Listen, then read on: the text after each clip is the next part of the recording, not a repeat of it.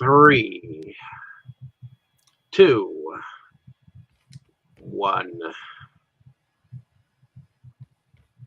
Hello, ladies and gentlemen, and welcome back to another exciting film journey here on Delusions of Grandeur. I am your host for today, and we are going to be talking about the first in a monumental series that was brought to us by Peter Jackson in the year 2001. Which was many moons ago by now. But she's 20 years old. I know, right? It's amazing. But let's see what IMDb says about the film, and then we'll get into the first Lord of the Rings is old enough to buy alcohol.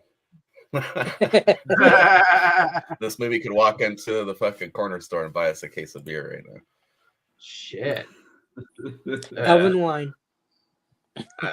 But a meek hobbit from the Shire and 8 companions set out on a journey to destroy the powerful One Ring and save Middle-earth from the Dark Lord Sauron. So that's what IMDb says about the film. We know that it spans 3 films just to fucking do that. So, but we do have a cast of Elijah Wood, Ian McKellen, Orlando Bloom, Sean Bean, Alan Howard, Sean Astin, Selah Baker, Billy Boyd, Andy Serkis of all people. He this is like where he got his like start as like animated, computer generated CGI characters, CGI stuff. And Viggo Mortensen, along with many others, including Liv Kate Tyler, Blanchett, Mark Ferguson, Ian Holm, Christopher Lee. Liv Tyler. Can never forget Liv Tyler. Yep, Liv Tyler, amongst others. I mean, we have a stellar cast for this. I mean, I think we'll go with first impressions.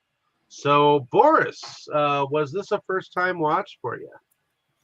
Well, yes and no. Much to my shame, I have, of course, I have known about this movie since forever, and I have often stumbled upon it on TV and watched bits and pieces of it, but since it's a movie that's 3 hours long, I've actually never taken the time to just sit down and watch the whole thing until now.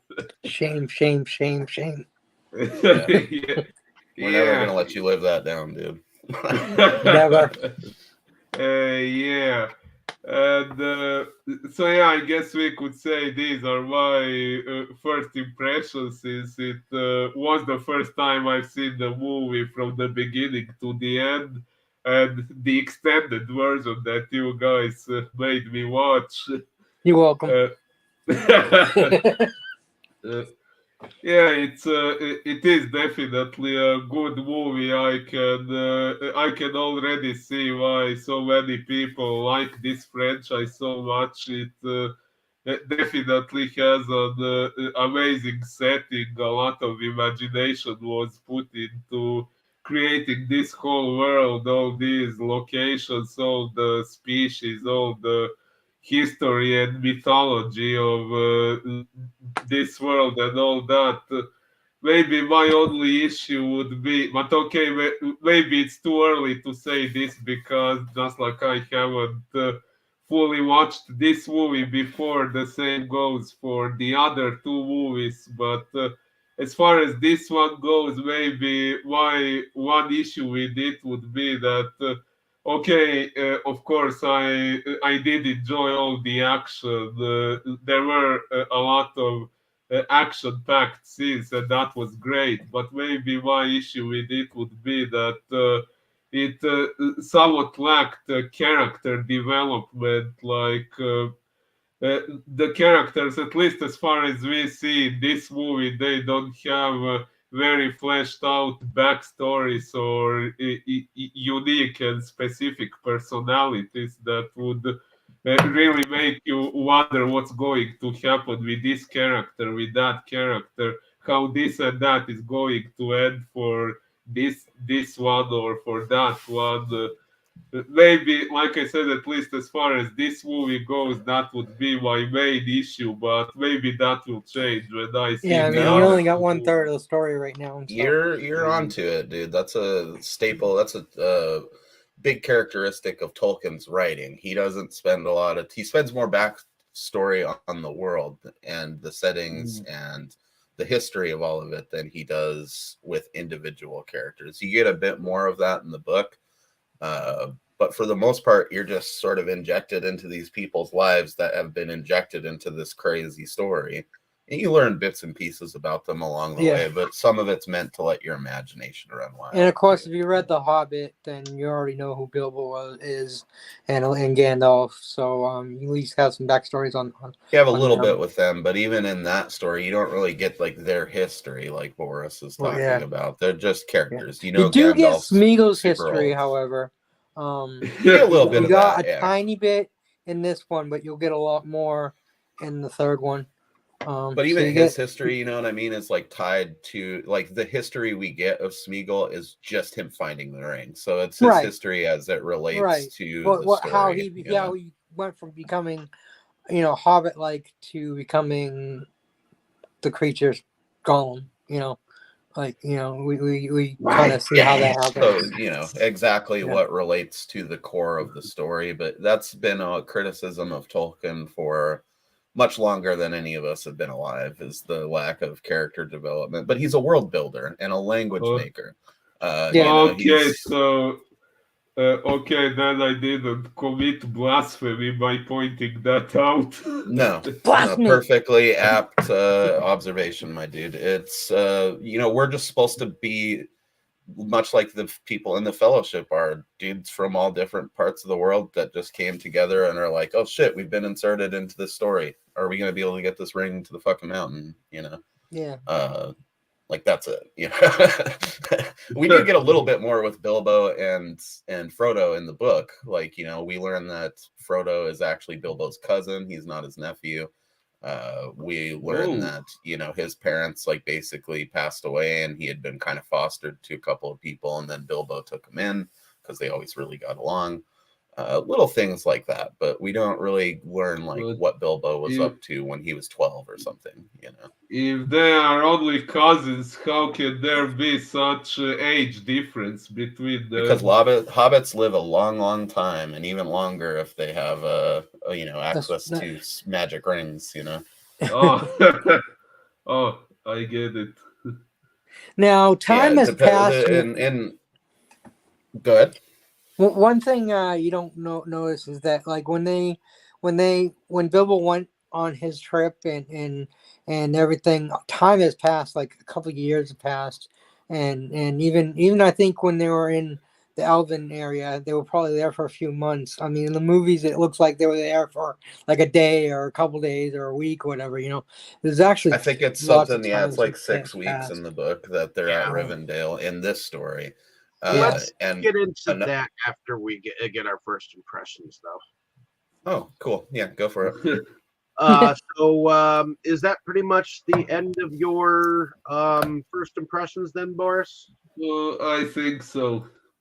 Okay. Let's go over to you, Mo. Was this a first time watch for you, or when did you first get involved with the Lord of the Rings? I've seen this countless times. I didn't go and watch the extended version to do this, mainly because I wasn't sure when we'd be doing it after last week got moved, so I didn't know if like it was for sure happening. So, but also because I did the real extended version and I've been reading the book, which I'm 2/3 of the way through that. So I love it, dude. I used to watch specifically Fellowship because we forget, it's easy now that we have all the movies at our disposal to forget that there was like a 2-year period where Fellowship was all we had, Yeah, or at least like a year and a half. So I used to watch Fellowship all the time.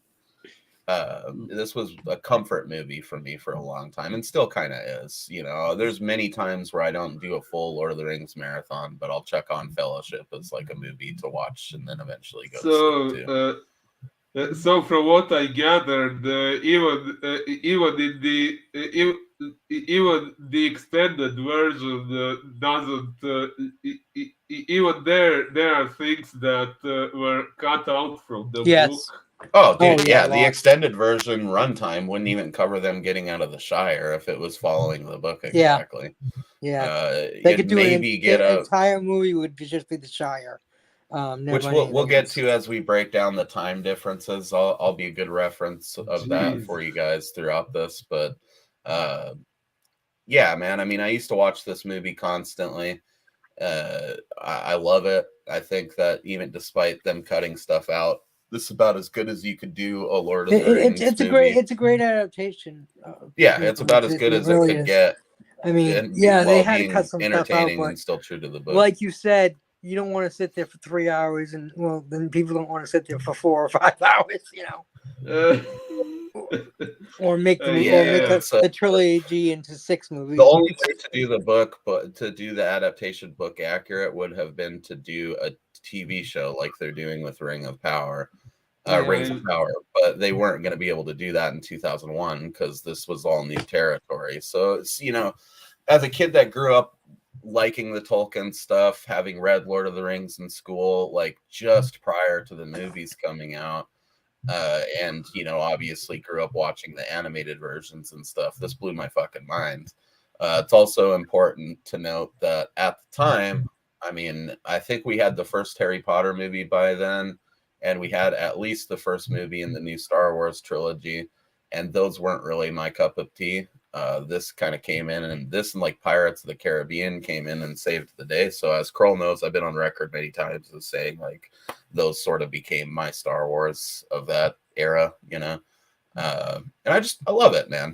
You know, it's great. It's like I was saying, it's about as good of an adaptation of the Fellowship that you could get without putting. I'm pretty sure Harry Potter was later.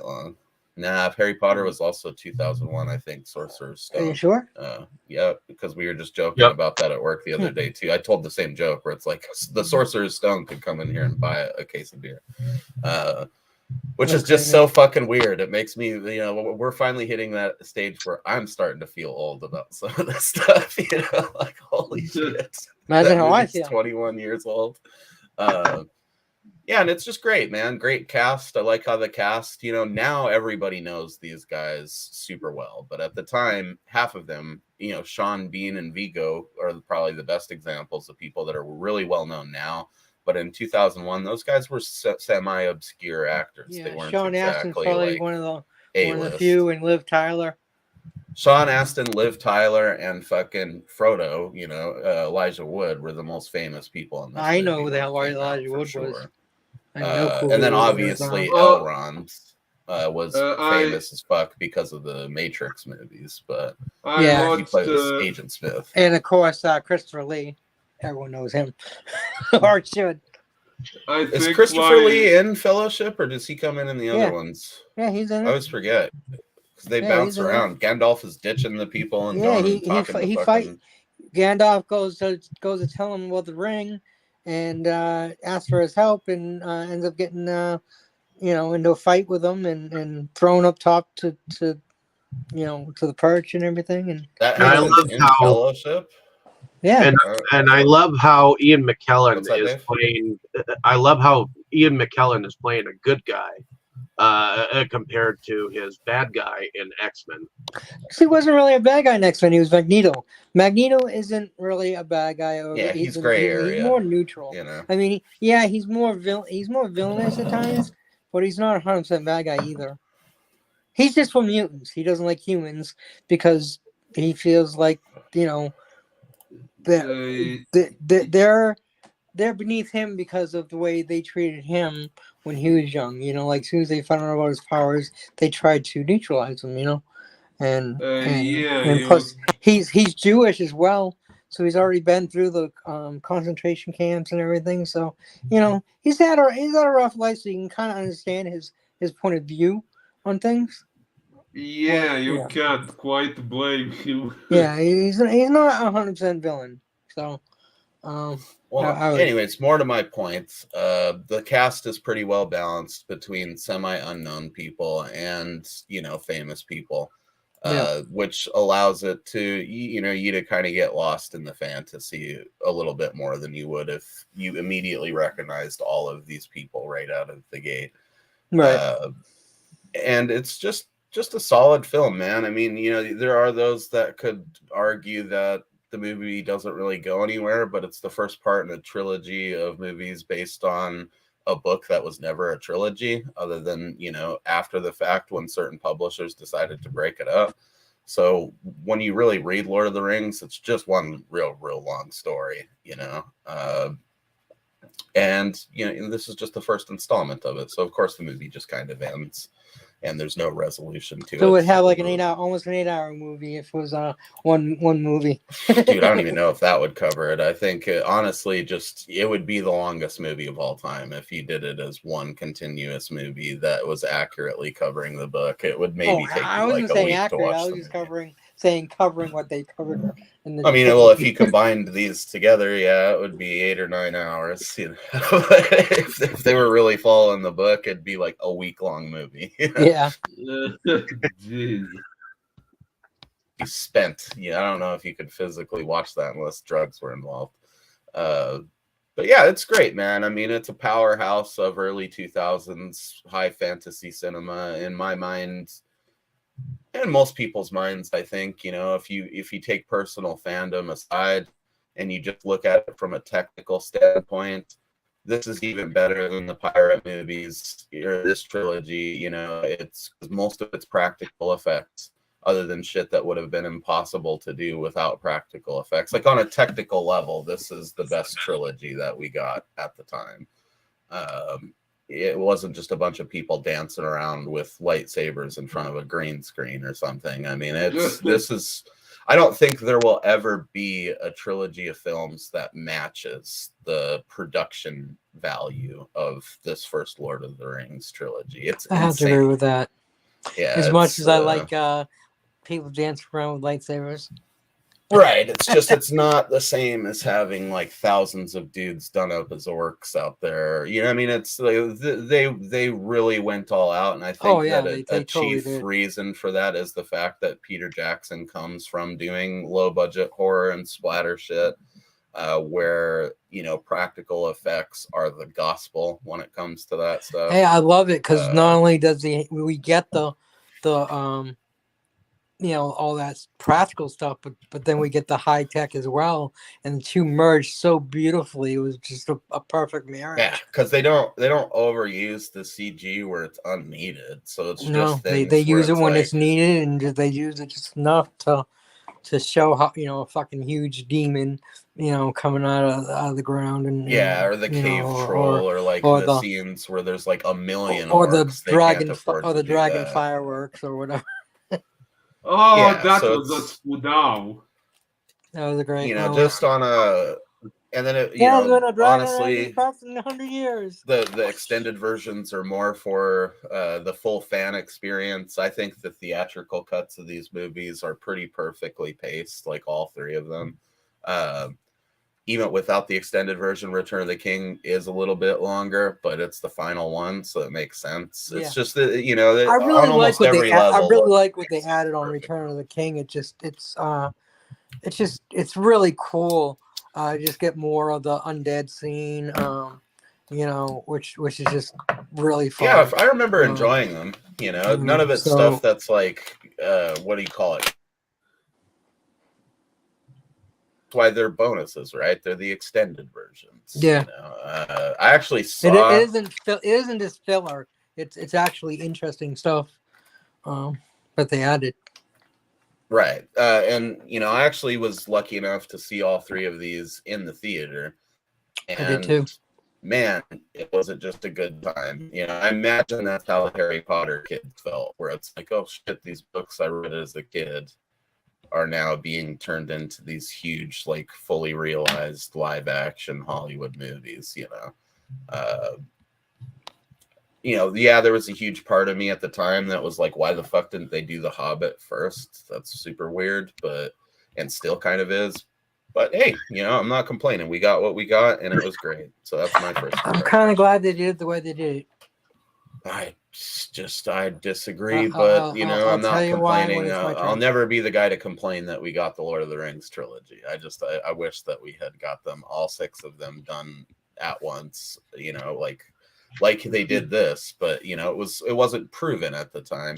And to be quite frank, as much as a lot of us that are Tolkien fans absolutely revere The Hobbit, it still kind of had that stigma of being considered a little kid's book at the time, whereas Lord of the Rings was the more mature one, or at least people thought as much. And it was the obvious one. I mean, there's some scary freaking scenes in The Hobbit if you think about it. Oh yeah, people dying all over the place. The ogres, the spiders, only half of the fucking party survives the story. Bilbo barely fucking survives, and that's because he gets knocked out for the entire final battle. But yeah, I mean, it makes some sense that they would adapt this one first. It just always, and we'll get to that shit. But yeah, I love them. Love this movie especially. I think that the other movies are more action-packed and insane for sure, but I'll always have a real special spot in my heart for this one just kind of builds up the story. I mean, like I said, not too much of the character development, but it just kind of just throws them together. And well, that's the beauty of the Tolkien character development, though, right? Is like, he might not give you an inordinate amount of backstory or details about these guys' lives, but he writes them in a way where you become familiar with them in the way that you would a new friend. Exactly. Like, you're happy to like just you don't pick know up everything on about those your new bits friend, of information. but you just know you like him and your friends. Yeah, you know that you're gonna pick up little pieces here and there as you get to know the person better, and you might never know their entire fucking history. I don't know your entire history. We've been friends for like fucking. It makes sense. I mean, people may complain about it, but it makes perfect sense to me. I mean, like I said, you wouldn't just know. You're not going to meet someone and say, "Oh, well, what's your whole life story? Tell me in detail your life story." In real life, you guys didn't get my character development arc before you started hanging out with me. So happened. You're still getting to know me. So it's more realistic than other people are. Other writers. I mean, I've definitely read fantasy or watched fantasy where it's like, this guy is just a generic dwarf, and that's all we're gonna get out of him is he's a generic dwarf. But in Tolkien stuff, you feel like there's more to be learned, which is a very interesting trick of the way that. I mean, you don't really get much of a backstory in the Dragonlance either. I mean, there's so many books that they might have been covered, like some parts of their life, but like in the original trilogy, you just find out that they were partiers and they're coming to meet each other after so many years of campaigning together, and it's just kind of like seeing old friends, even though you don't know who the hell they are. Right, yeah, no, that became a staple of fantasy writing because of Margaret Weiss and Tracy Hickman probably got their writing style from Tolkien. Oh, 1,000%. Almost every modern fantasy writer has, it's just to some degree. It's, this created the foundation for how you do the shit. So I will say since I'm a writer myself, although unpublished for most of it, unfortunately, but in these books that I'm working on, I actually put a lot of focus on character development. Yeah, it's bogged down many a great novel, my friend. Because at the end of the day, no one gives a fuck what Bilbo was doing when he was in high school or something. They just don't care. You need a backstory that's pertinent to the fucking main story. If they came out with a show about Bilbo in high school, I don't know if you want to watch it. I mean, we're fucking probably nerds, boring. so we would probably watch it, but Yeah. Yeah, that's true. But Because they I never had like any to. adventures or anything. So I think most Yeah, writers like to do a lot of backstory and character development, but it's a slippery slope. You gotta really know what to include that's going to be, again, relevant to the pertinent. story and shit Yeah. people actually want to well, read, and then stuff that's more what you enjoyed writing, but not necessarily what they'd enjoy reading. You feel me?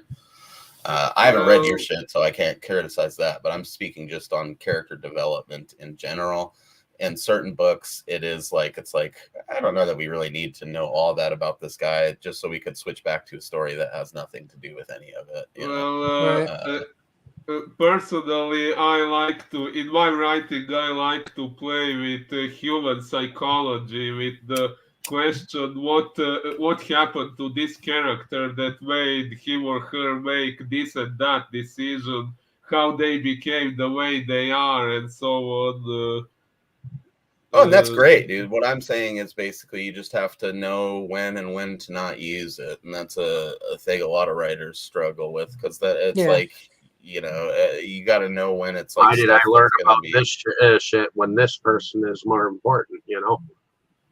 And Tolkien makes his own mistakes too, where it's like he'll spend so much time on the world that you kind of forget about the characters for a minute. So when you're actually reading Lord of the Rings, you got to really be a nerd about this kind of stuff, or else the story gets bogged down in different ways. So it's all, I don't really care about the entire geography of the Shire. It's cool that you're that into it, JR. But Right. maybe we didn't need 13 pages explaining it like right out of the gate. And you then know? and then a nifty map on top of it. Like, couldn't you just give us the map and skip 12 Yeah, we pages? could have done fine with just the map, I feel like. So it's sort of that thing with character development too. You got to just be spare. You got to be conservative. Yeah, with how you do it. he didn't give you much character development, but he went the opposite with the world development. He went a little bit too far. Oh yeah, I mean that's why he only wrote 2 books, and then you just get the Silmarillion and a bunch of fucking eccentric notes that he wrote that Christopher compiled into other stuff. I mean, Tolkien really didn't set out to write the great fantasy novel with the shit. He did this more as like for himself. Yep. But yeah, that's my first impression. Love it, still love it, always loved it, always will love it. Alrighty, heading over to you, Gandalf. Why don't you tell us? Was this a first-time watch for you? No. Now, the funny thing is, I had read The Hobbit as a kid. I absolutely loved it. I had not heard of Lord of the Rings as a kid. I had not heard of Lord of the Rings even as an adult. When the movies came out, the first movie came out, a friend of mine said, want to go to the movies? And I said, I don't have money right now. He's like, oh, I'll pay for you. I'm like, what are we going to see? He said, Lord of the Rings, Fellowship of the Ring. I'm like, what's that? And he just looked at me like, at 3 heads, because he knew I loved The Hobbit and stuff. He's like, so he told me about it. I'm like, oh shit, that sounds awesome, and I was surprised I'd never heard of it, so I went to the theaters and absolutely fucking just fell in love with it, just absolutely loved it. But I was like, I want to know now what the hell's gonna happen. I don't want to wait 2 years from now when the next movie comes out, and then the next movie comes out. So I went and bought the books and just dived right in. I reread the first book to start it all and read probably what wasn't in the movie, because and just absolutely fell in love with the books, and then I couldn't wait for the next movies to come out, and I went to the theaters to see them. I absolutely loved them. I don't know how many times I've seen the trilogy. When I do watch them, I usually watch the whole trilogy. This is the first time I haven't watched the whole trilogy. Only because we're discussing them one at a time, so I figured I'll just do one movie at a time. But normally I will do the whole trilogy, and I've even done the Hobbit trilogy as well as the Lord of the Rings trilogy too. So it's great. I love it. I absolutely just, like I said, fell in love with the movie. So fell in love with the books after the movie. I've been watching Rings of Power. Absolutely love it. I know it's a little bit different story than this, but it's same world. So Yeah, I absolutely love it. Absolutely love The Hobbit. I can't say anything bad about the movies except um, they can be longer. Come I they, can. on. I they, can. That's why they, you guys they, have me here. they could have given us the Tom Bombadil Yep. parts And we are going to be talking about that shortly. yes, I have Tom things to say Bombadil is about a old great Tom. fucking character that definitely deserved to be in the movie, and How it was a the fuck disservice that not got having cut is him. beyond me. But again, the movies would be much longer, which a lot of people would complain about, or we would have to have at least another home movie, or They couple. could have condensed it and cut out some other stuff or whatever, Yeah. or like just move some things around. Yeah. So, anyways, yeah, I don't really have any complaints except for that, they could be, we could have gotten a little more of some of the stuff we got in the books. A series would be awesome. But I don't know if that would ever happen now.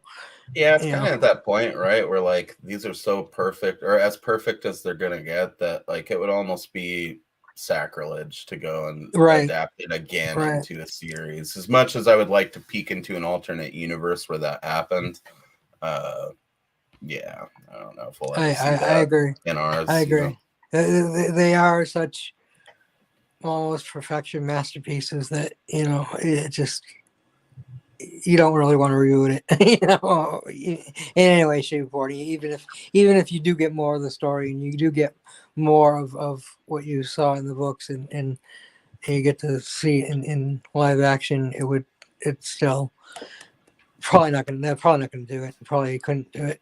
It just wouldn't be the same. Right. But yeah, that's my first impressions. Love it. Okay. This is not my first time watching this. In fact, I read the books when I was a kid. In fact, I read the trilogy before I read The Hobbit. But I was introduced to at least the Hobbit and the Return of the King animations. Old Rankin and Bass. Yeah, I Yes. only knew of the Hobbit Yeah, animation as well. I That's fine. Return of the learned King's not about that the good. Lord of the Rings animation much later, and I haven't even seen it. The Ralph Bakshi one tortured me as a child because I fucking saw it, and then it was like, I think back then it was still titled like, I think it was like The Fellowship of the Ring, or it was Lord of the Rings, The Fellowship of the Ring Part 1 on the VHS tape. So then you get it, and it's like, oh shit, there's no Part 2. And as a special treat, we'll be watching those animated. Yeah, I can't wait for at the that. end after Return of the King. So. But I enjoy the world building. I enjoy the production value of this first Fellowship of the Ring. I mean, you get a lot of the backstory of why they have to go and destroy this ring, Hey, especially. you do get a backstory on the ring. And it's cool to actually see the characters, at least the main characters of the novel, get some big screen performances. And I think that for what we have, these are like the trilogy to have. I mean, this is like the best trilogy like that's out there of any like movie, whether fantasy, action, I would absolutely hold the original Star Wars trilogy above this. Yeah, I'm thinking the I same feel what fucking you're saying. Yeah. I'm sorry, we can't help ourselves, Dave. But I agree with what you're saying. Also. I agree. It's the best fantasy. But yeah, I think that this is leagues ahead of that, but that's and you know what? It is a trilogy that could not be made today, kind of like Kroll said. I think if they did this today, it would just be CGI'd into the fucking ground, much like the Hobbit movies were, which we'll get to. It's still fun, like the Hobbit movies were, I'm sure. But all that character that makes this trilogy so fucking great, that texture would be gone, you know. Well, and I think it's even a testament to the fact that it's got an independent director behind it too. You know, I mean, he was just the first. He was just the perfect fucking director to get behind this. Absolutely was. Yeah, not only is he from New Zealand, I mean, he had love for the story. You can tell. Yes, that. And the love for the practical movie making magic. You know. I would wager if you put any mainstream Hollywood director on this back in those days, they'd have tried to CGI it into the ground back then. I mean, look at a lot of the movies that were already coming out full of CGI at that point. You know, that was kind of the beginning of the real rise of that shit being the main Jackson just tool, became a household name after this. And see, that's so weird because for dudes like me and Dave that are like old school splatter fiends, he already was a household name. You know, by the time this came out, I'd already seen Dead Alive and Bad Taste. And, oh man, we got to cover those other Jackson movies with you eventually. You'll have a good time with them. They're gory as fuck, but man, are they great. And then Frighteners, you might have seen because of being a Michael J. Fox fan back in the day. Sounds familiar. But that's pretty sure it's where Michael J. Fox is basically like a ghost whisperer, and he's going around trying to fucking like exorcise. He's got like these ghosts that are his friends that haunt houses, and he like exorcises them to make money. And then they end up running into like this Grim Reaper ghost that's going around and like squeezing everyone's hearts and killing them. And it turns out, I don't want to spoil the whole movie, but it's fucking rad, dude. You would love The Frighteners, even if you didn't like his earlier splatter movie. A lot of people did. I think that was the first movie of Peter Jackson's where like most people caught it on TV or rented it or whatever because of Michael J. Fox. Which you could also look at as something he replicated with this, where he grabbed like sort of that young child star from when we were all younger and put him as the central role in Lord of the Rings with Elijah Wood. I mean, we all remember Elijah Wood from lots of movies. Oh, I thought you meant Sean Astin. Or Sean Astin too. You could say either or. I mean, both of them. Sean Astin, I knew who he was. But, I watched Elijah Wood in The Good Son. The Good Son is fucking amazing, dude. Macaulay Culkin in there. But I specifically remember him from The Faculty. The Faculty also, was previous to this one. Oh man, it's so good, Carl. It's like this high school movie where all their teachers turn out to be aliens, and it's like Invasion of the Body Snatchers. A while ago, sorry. No, go ahead. I'm gonna partake in some old Toby real quick while you're talking. I was gonna say a while ago I told someone online about the movie The Good Son, and the guy said, "What? Macaulay Culkin playing a child psychopath? There is no way I would take a movie like that seriously." And I said, "Okay, dude, watch it. Sit down and watch it, bro. I've seen that movie." Yeah, I told him, okay, keep that mindset and watch the movie. Yeah, step aside, Damien. Fucking Macaulay Culkin in The Good Son is top tier child psycho shit. I mean, when he shows him that he has that gun made out of like the springs and the bolts, and he shoots that fucking dog with it, that like really upset me as a kid. You know? Actually, Damien doesn't even do that much shit. It's more like dude. Macaulay Culkin in A Good Son would have fucking thrown Damien down like a thin spot in the ice real quick. You know. The Good Son is like the Omen and the Bad Seed had a love child. Pretty much, yeah. Except they strip away all the goofy supernatural stuff and just make him a psycho, you know. But yeah, I mean, it's similar methodology there with Frighteners, where he took someone that we recognized from the 80s or the 90s. In this case, with Fellowship, both. You know, we got Elijah Wood and Sean Astin. Oh no shit! Yeah. Elijah Wood was in Back to the Future too. He is. He's the little kid that talks shit to him about the arcade game. Yeah. So yeah, I mean, it's Peter Jackson really knew how to make his movies still Peter Jackson movies, but have appeal to mainstream audience when he did this and Frighteners. Like, Yeah, man, it's just good stuff. So yeah, I enjoyed this movie tremendously. I believe I did see the original theatrical version in the theaters. I'm not sure I saw the. I think I saw the Two Towers in the theater, and I think I saw Return of the King in the theaters. But Now I that saw you the first Hobbit. mention it, I think I did miss Return of the. I think me and Kroll have talked about this before because both with Star Wars and with this, I missed the third movie. I think. So It's weird. Revenge of the Sith is the correction only to my one that I original haven't seen in the statement. I theater, saw the first two. and it's my favorite.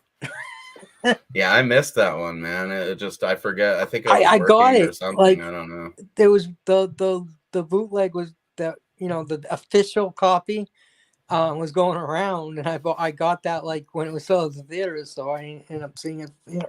I should have gone anyways, but I was working a lot and I just didn't go. So. Yeah, I mean, I started working at 16, so by the time the third movies in these trilogies were out, this and Star Wars, I was like at work, So I think I did miss. I know I missed fucking Revenge of the Sith because of work. Yeah, it's the only one I missed. Damn. I feel like Return of the King was the same thing. But I mean, see, our movie theater every once a year does Tolkien Tuesdays. So one of these years, I'll be able to make sure that I've seen it in the theater. Lucky you. So there's that. See, Yeah. I think I saw Phantom Menace and Revenge of the Sith. So you skipped the second one on that trilogy. Yeah. Dude, I remember we were like skater kids back then, so pretty nimble. And we came out of fucking Attack of the Clones, and my brother instantly learned those little twisting front flip, like handstand things that Yoda was doing in the movie. So he, like, as soon as we were walking out, he was doing those through the lobby of the movie theater and like through the parking lot. Good times, both midnight releases as well. Which just isn't a thing that happens as much anymore, and maybe won't ever happen in the same way again post-COVID. But yeah, so the beginning of the film begins with this like whole introductory thing, and we learn later that it's Galadriel. I believe it's Kate Blanchett who plays her. Is actually giving us this introduction, and it basically tells us about all these rings of power that have been given to the races of the elves, the races of the dwarves. 3 rings to the elves, 7 rings to the dwarfs, and 9 rings to the humans. Correct, and who above all desired power. It also tells about this great battle but they were all fooled. Yeah, because one ring was made to rule them all. Correct. There was the secret ring that Sauron had made for himself. That was the one ring, and then, obviously they all figure it out and start this giant battle that Dave is alluding to, which if you fuck with the Silmarillion and stuff, you get a lot more in-depth information on all of that shit. Rings of power as well. Right, which is basically, it sounds like they're adapting large chunks of the Silmarillion, which is rad. But yeah, Sauron basically had to have that power stripped from him because he was using it to lord over all the men and elves, all the races in the land. Men and dwarves, elves, and other races. Yep. And unfortunately, it was a dumbass human that got a hold of it, Isildur. We have a history of fucking things up in fantasy worlds, just like in real life. So he's a great. Right now, he's a great character in Rings of Power. He's young. You really like to root for him, and you I know who he is, but he's he's another one that you root for, but you end up realizing he's the dumbass that didn't destroy it. Men are easily corruptible because, when you put it in the grand scheme of things in Middle Earth, like, and it's just true in real life, but it's like, our mortality, our general weakness and lack of magical ability, like even in the setting of Middle Earth, it makes some sense that men are like constantly ambitious and thirsty to be as powerful as all these other ancient races that we're surrounded by in that world, you know. Yeah. So Isildur not giving up the ring at the end isn't necessarily shocking. And much like Gandalf explains shortly after the intro, you know, you could say that they want to use it for good, you know. It's just unfortunately the ring corrupts all. Yeah, you know? yeah. In this intro, Isildur evidently loses the ring, and it is picked up by Gollum. He doesn't only lose it; he refuses to destroy it when he has the chance. Well, we don't find that out until they go to Elden Ring, you know, to Rivendell. We don't find that out, but everybody that's watched this knows that. It's not in this original intro. It's told to us later in a flashback. Yeah, they skim over the shit in this original one, and I think that's actually kind of how it happens in the book too. That Galadriel intro is basically still in there as the opening exposition of that first chapter of. It's a great way to open a movie in a huge fucking battle. Someone explaining what the battle is about and stuff. Yep. It is an odd choice for the first scene in a film, you know, but it also immediately tells you that there's going to be some high fucking stakes in this, you know, like it's going to get crazy if that's the thing you see right out of the gate. The funny thing about it is that's probably, you know, the most action you get in the entire film, pretty much. You know, I mean, there's some. At least action. the first one. Yes. Till towards the end. Exactly. But. Obviously, the next two has a lot more, but the first one, you know, that's pretty much the most action you get. So the scene then ends and opens up to Frodo reading a book in the woods, and an old man in a cart. Is humming along the road, and suddenly Frodo runs and says, "You're late." A wizard is never late, nor is he never early. He arrives exactly when he means to. And that's when we get the introduction to Gandalf. Sorry, I had to do that. Who is a monumental character in the film, because he is kind of like the gateway between Bilbo and the story of Bilbo, and he's on his way to Bilbo's birthday party, which is in the Shire, which you get his 111st birthday party. Yes. Yeah. It's my 111st birthday. I love that. He's all fucking trashed. 111th. I believe. Yes, right, 111th. I specifically. I think he says my 111st birthday. It's all weird and whimsical and British, you know, at least in the book. And in the extended version, he's actually during this next segment, he's writing in his story that he's writing that he intends to finish, but he intends to finish later because he wants to retire, basically. See, and here's a fun tidbit you don't get in the movies that is pertinent to the story and the discussion of the trilogy, is that in the books you find, especially in the 50th anniversary version of The Hobbit, where they attach like the first, you know, fucking 40 pages of it is the histories of that book, basically. In Bilbo's book, starts as There and Back Again, An Unexpected Journey. And then eventually morphs because Frodo starts adding to it, as you guys know, or will know from this trilogy.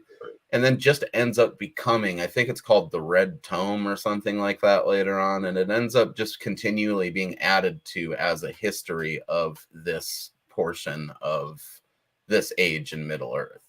You know, so it's cool to think that this book that basically Bilbo starts writing as a memoir of his adventure in the first movie gets added to by Frodo, and then subsequently added to by other people chronicling the events. In a sense, is like the Witch's Grimoire of hobbits, you know.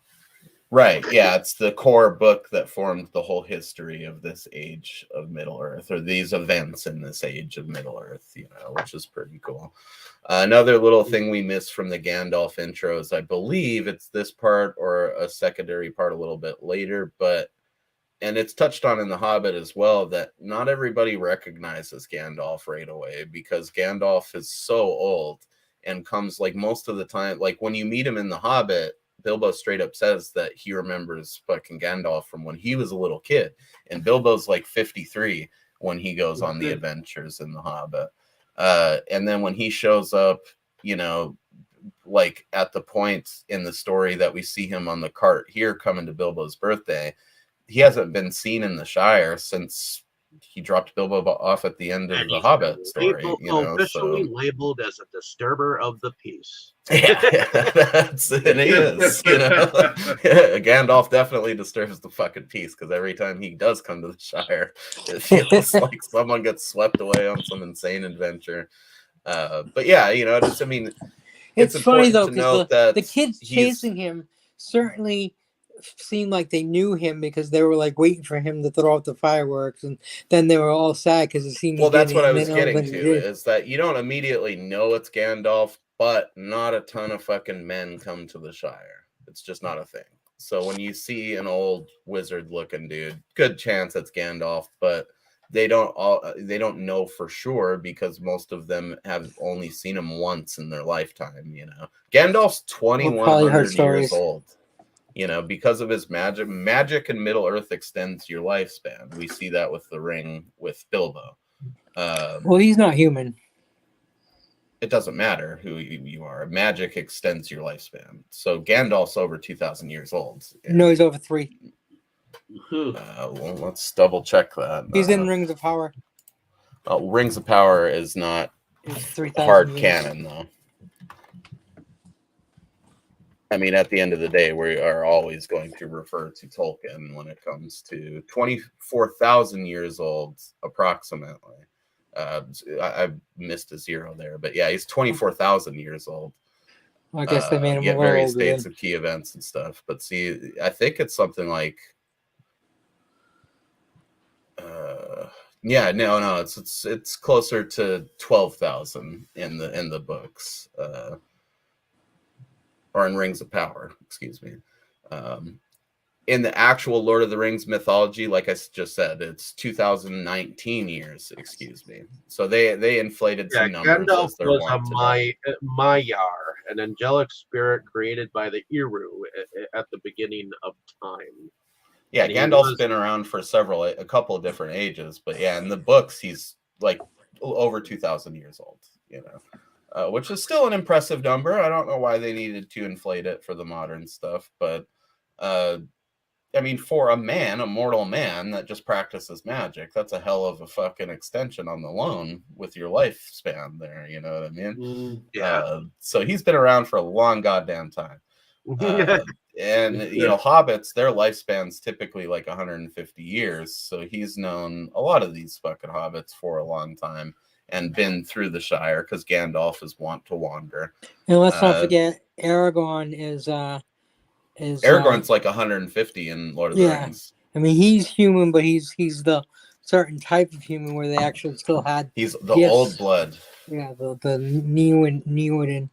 Narramor or Neoman, the original man is basically what he is. So that's why his lifespan's like as long as the Hobbits, because he's the OG. He's the original strain of man. He's the Dunedain.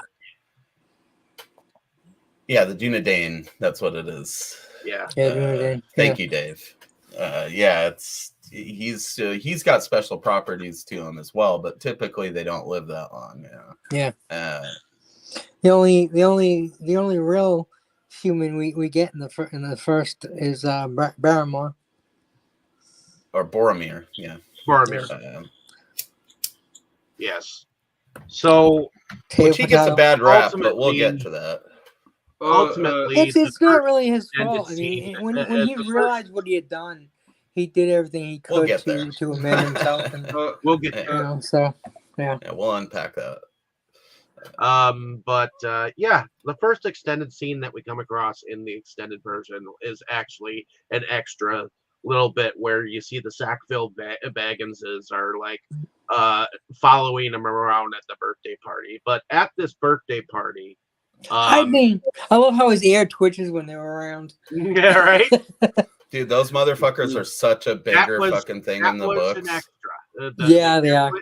Their ear twitching and then them searching for him at the party, that was an extra. They actually They go steal all of his and fucking spoons. They they auction actually off go in and most of his start stuff taking before all he of the gets stuff home. when Frodo was gone. You know, because they thought Frodo was never coming back. Dude, in the And books, you they get- end up with God damn it. How am I Bag's forgetting the name of Bag End? Yeah, they end up owning Bag End in the book. Like Frodo finally realizes that we'll get there. You get an introductory to Samwise Gamgee as a gardener in this beginning Hobbits scene, but you also see him at the birthday party, and he is fawning after this like local bar chick who's who also is also a Hobbit, and They're all hobbits, bro. Frodo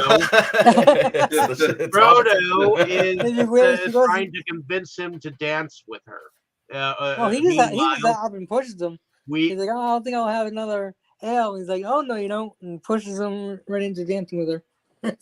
Meanwhile, we meet Merry and Pippin, who are about to steal one of Gandalf's fireworks that he has set up for the celebration. No, the big one. They steal a big seahorse looking motherfucking firework, and they light it up, and it starts flying around like it's a dragon, and Bilbo's like, nonsense. There hasn't been a dragon in these parts for ages. Yeah, and then Bilbo, watch out for the throw dragon. him to the ground. Yeah, I love it. It's so Dragon good. around here in 100 years. And Merry and Pippin are the real MVPs of the series in my mind, which we will flesh out more as these continue. But there is a bit of that we'll touch on here later on. Great characters. Love them. Probably my favorites in the entire saga these days. And I think they have some good character development over time too. You know, I mean, they don't entirely flesh them out entirely. Well, in this first film, but you do get a sense of camaraderie. That song. They're in technically the Bilbo's cousins. That song in the third movie is bone chilling. Oh, it's amazing.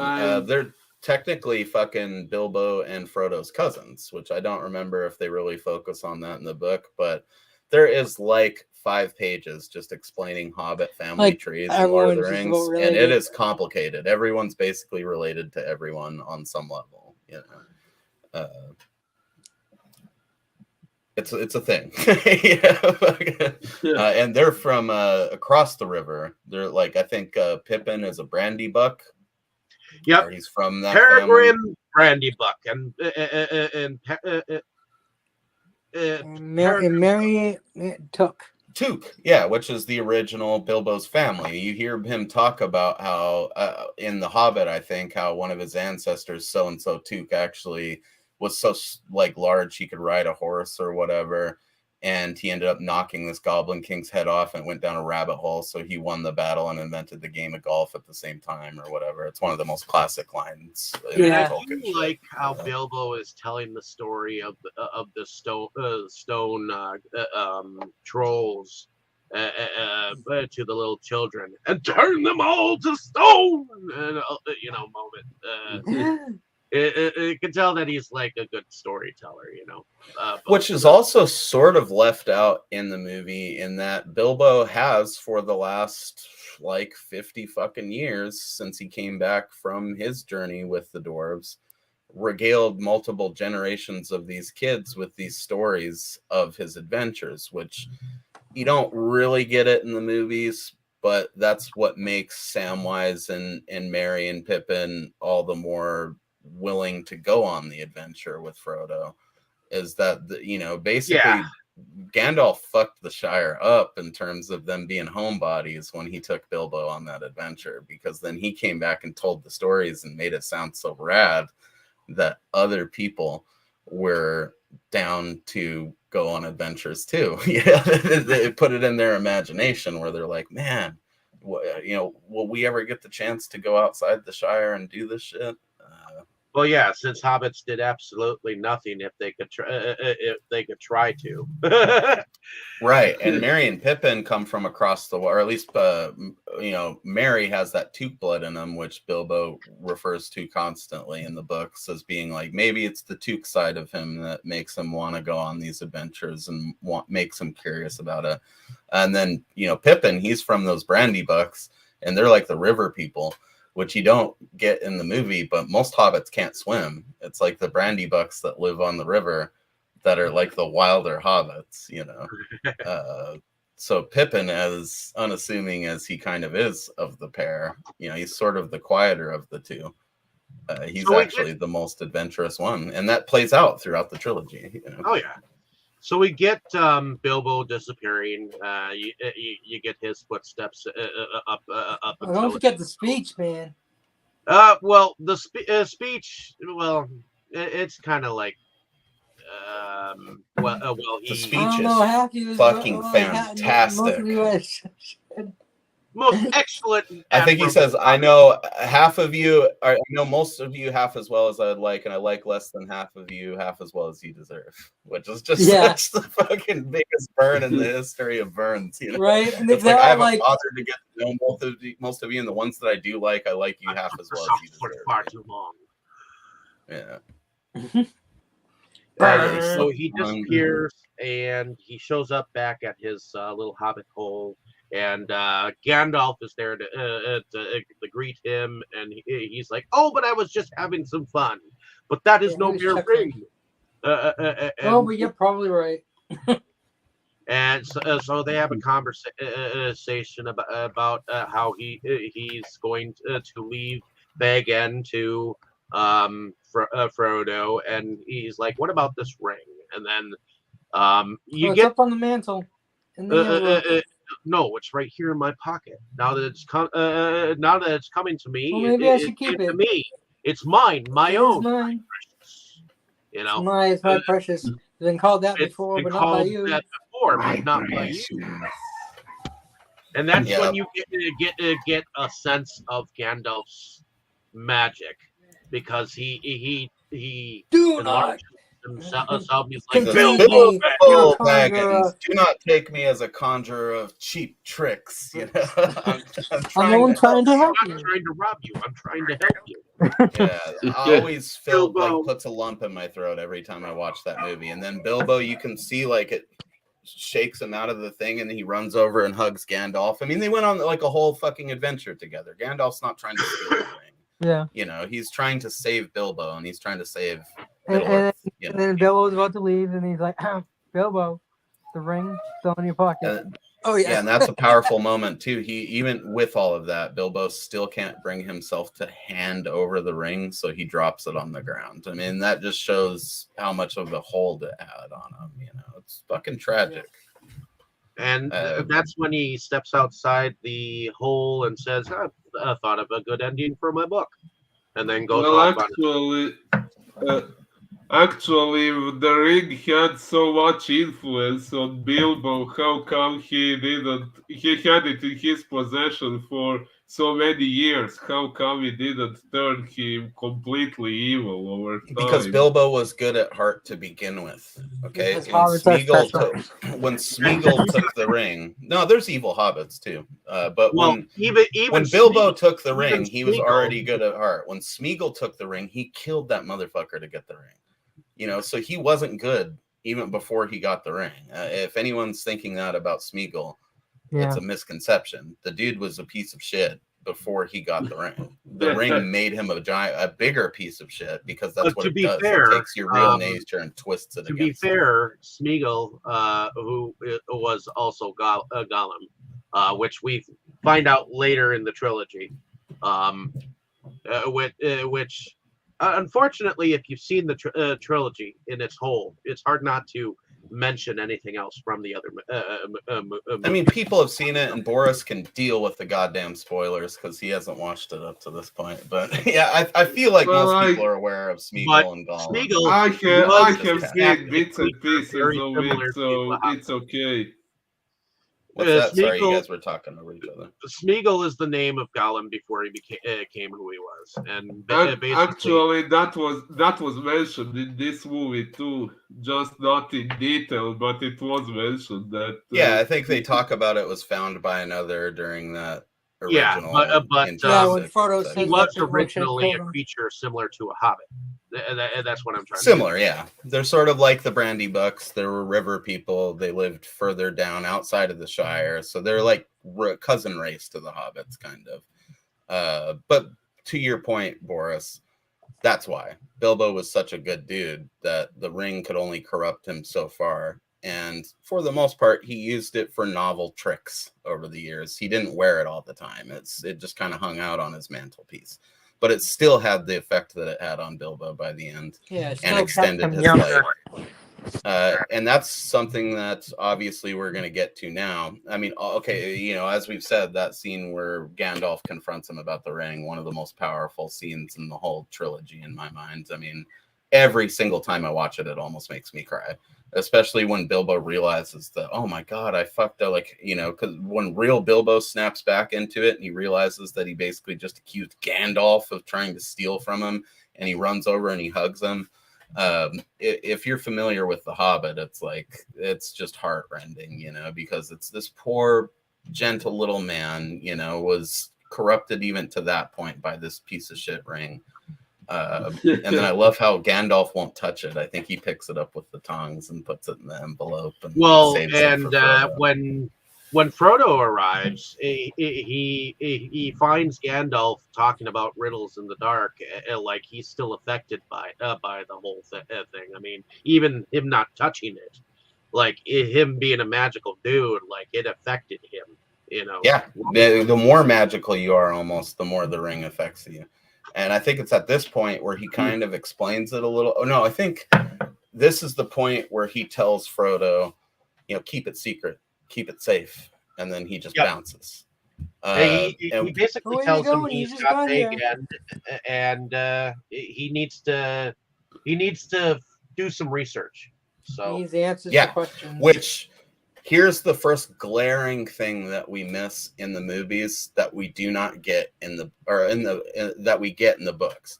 At this stage, you know, Gandalf takes off, right? And the way the movie would portray it, and maybe in the extended version it's different, but you don't really see that reflected in any of the other characters. In the book, it takes Gandalf like 28 years of wandering. No, it Middle-earth doesn't show to that in the research the extended book. either. To research the It ring. feels like Like, it's been a Frodo week or leaves a month. at 53 years old on his adventure to take the ring to Mordor, which is the same age Bilbo left on his adventure to take the ring, or to go to the mountain with the dwarves. Yes, in this movie, Frodo is 53 years old, but the ring has kept him young, which is why he just looks young. They kind of fuck it up by not aging Merry and Pippin and Sam a little bit. But Frodo stays looking like in his mid-20s or whatever, because there's 28 fucking years that pass after Gandalf leaves, and he just wanders Middle-earth for like over almost 3 decades. You know, the internet didn't exist, bro. You had to go to the ruins. You had to fucking wander around the world to find this information, you know. And then the whole time, Gandalf is also guarding the Shire. He's hanging out just on the outskirts of it. That's why when the events finally come to pass, that the ring wraiths are out and looking for the ring, Gandalf is able to basically immediately show up and tell Frodo that he needs to leave. We miss a whole section in the movie where it talks about how basically in that time, you know, Frodo realized he had that same bug for adventure that Bilbo did. So he's mapped the entire Shire. He knows like every nook and cranny of the region. He's one of the few hobbits that's actually wandered outside the Shire. If I remember correctly, Frodo was actually, in fact, going to try to go after Bilbo before. Yeah, he was planning to recreate his trip to Erebor, before this all happened as like just a fun vacation, which is not a normal thing for hobbits to be like, I'm gonna go Don't on forget this the slavery insane. they had in the book with the orcs taking over the Shire and shit. That's much later, but yeah, it's basically Bill or Frodo almost topped Bilbo, because Bilbo really wasn't a wanderer until Gandalf showed up. But Frodo took everything he learned from Bilbo and it kind of planted this seed in him that he wanted to explore. So they make a big point in the book to tell you about how, Frodo has wandered far beyond the reaches of the Shire than most hobbits have ever been in their lives, in all directions. I mean, and written it all down and like made maps and shit like that. I mean, like that's his whole bag is doing that. And he's done it for almost 30 years by the time Gandalf shows up to tell him, like, yo, you got to take this ring and go. So Frodo's fully prepared to go on his own and just take this ring there. And to be quite honest, the book version of Frodo probably would have made it to Rivendell on his own in some capacity, maybe. He'd had a better chance than the movie version of him. What we also miss... So, like, okay, just to speed this up a little bit, Dave, like, you hit that point where that shit happens with Bilbo and Gandalf, and then he leaves, and then, he tells him to keep it secret, keep it safe, and then he ends up coming back and telling Frodo that, yo, you got to bounce, dude. There's, like, people on the move looking for the ring. You got to take this thing. You got to pack whatever you can. You got to get out of town immediately. Yep. What you miss in the book is that Frodo was basically always ready for this for 30 years. So, and it's Gollum that ratted him out. So, yeah. Also in the book, Samwise pretty much is immediately involved in the situation because he gets caught just like in the movie, eavesdropping on Gandalf, explaining the finer points of the ring. I think him being introduced as a gardener in the movies is maybe part of the extended stuff too, because I'm fairly certain for years we always wondered why he was cutting the grass until I reread the book and I was like, oh yeah, he is actually the bag end gardener. That's his job, and his dad did it before him for Bilbo before Sam was even born. But what we miss, anything unnatural. What we miss in the movie is all of the cool stuff that they do to not draw attention to the fact that Frodo is leaving the Shire. Like, they wait 2 weeks and set up a whole auction of Bag End. They sell off all the stuff in there other than the shit Frodo really wants to keep. They sell it to the Sackville Bagginses, the spoon thieves and the auctioneers from the first movie. And that Lavilia fucking Sackville Baggins is there, like, all gloating that she finally owns Bag End. And Frodo's just like, oh, who gives a shit?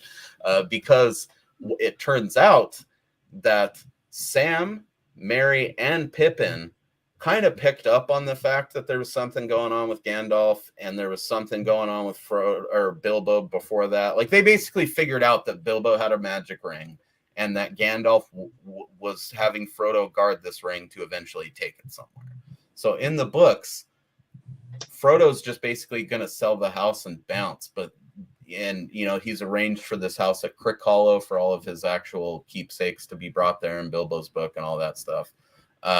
They fucking go there, but then it's revealed that Merry and Pippin and Sam are all coming with him because they've known about this the whole time and they're not going to let him go on the adventure on his own. I think they even say, like, Bilbo had sort of a fellowship, like, we're not going to let you go off into the fucking wilderness on your own. But in order to give Merry and Pippin a sort of mischievous thing, they had them stealing stuff from McGregor's patch, and that's how they ended up meeting up with carrots. Frodo. Yeah, in the movie they make it much more comic relief. In the books, Merry and Pippin and Sam are Frodo's best friends, right out of the gate. And if not for them, him even getting out of the Shire wouldn't have happened. They more allude that Sam, and then there's another friend, I can't remember his name at the moment, but there's like a fourth friend that they talk about all throughout the early chapters of the book. It really bums me out. I can't remember his name at the moment, but it was like 3 months ago. But anyways, he stays at the house at Crick Hollow as bait, so that the ring wraiths will come there first, thinking that fucking Frodo is still at the house to buy them more time.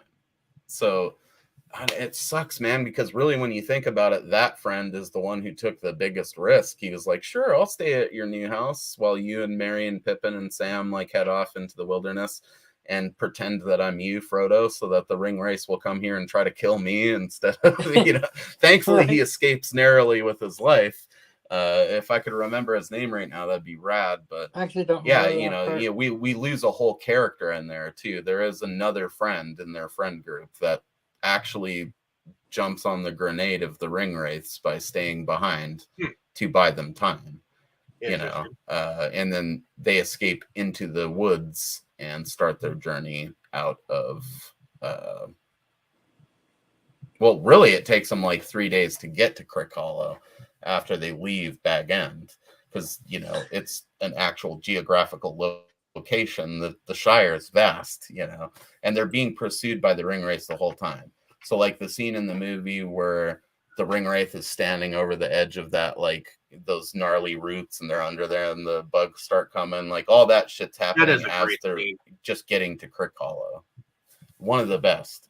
But it takes them like 3 days just to get from Bag End to Crick Hollow because they're avoiding the ring race. Yeah, because aren't they? And that's when. Good. Don't they end up arriving at Debris or something like that? Isn't that where they? That comes later. Okay. See, basically, after they leave, which I think in the fucking movie, it's basically just Sam and Frodo that set out. Yeah. Which, if I remember, yeah, and they just go to Bree in the movie. Yeah, it's like they're just at Bree, and the movie moves on. But in the book, it takes them like 4 days to get just out of the Shire to Tom Bombadil's house, and then they spend like 2 weeks there recovering, and then there's a whole nother separate thing before they get to Bree.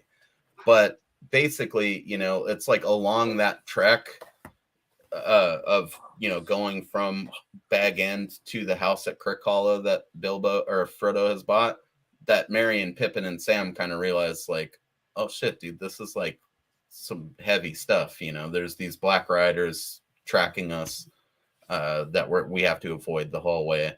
And then when they get there, it's kind of like, oh, this house is pretty rad, but we can't stay for long. So, unnamed friend that I can't remember his name, poor bastard. I'm sorry, but cheers to you. He's probably the unsung hero of the trilogy. That Merry actually knows the direction of where to go. So yeah, well, because those guys are wandering around stealing shit from farmers' fields all the time and stuff.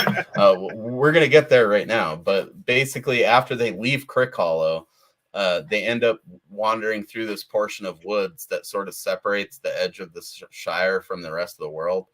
And it's known to be magical, the pass through it change and whatnot. So him and fucking Sam and Frodo and Merry and Pippin are wandering through there after this dude has played bait to scare away the ring wraiths or to, delay the ring wraiths. They end up wandering through this wood, and that's when they come across Tom Bombadil, which sadly, one of the greatest characters in the fucking saga that was cut entirely from the movie because Peter Jackson thought it wasn't essential. What? Like Tom Bombadil literally saves them from being crushed by a magic willow tree and then gives them their cloaks and weapons. They're hobbits. They weren't leaving armored with like cold steel to help them fight enemies and shit, So it's not the ranger, the strider that gives them their shit. Absolutely not. No, it's Tom Bombadil and Goldberry that hook them up with their shit. And Tom Bombadil is essentially God in Middle Earth. He's the oldest living being in the entire universe. Tom's been there before the rivers were there, before the elves came across the sea. Tom's been there, and he's just wandering around singing in rhyme and helping people out. It's like and his wife Goldberry is literally a living river. She's a river goddess. It's like the movie Troy, without gods. No, they don't explicitly say Tom Bombadil is God, but it's implied. And one of the first things Tom does when he sees the ring is he takes the ring and he puts it on, and nothing fucking happens. Because Tom is so ancient that even the power of the ring cannot affect Tom. Tom could have solved this whole shit in like 2 seconds. He probably could have snapped the ring into non-existence, you know. But he's not there to govern the fucking history of the mortals. He's not there to change it. You know, he's that ancient of a being that the world is just going to work out the way it does. And old Tom's still going to be out there singing his nursery rhymes in the woods, regardless. So yeah, they kind of stay in Tom's house and recover for a week after this whole, you know, trek of avoiding the ring race and almost getting killed by a magic willow tree.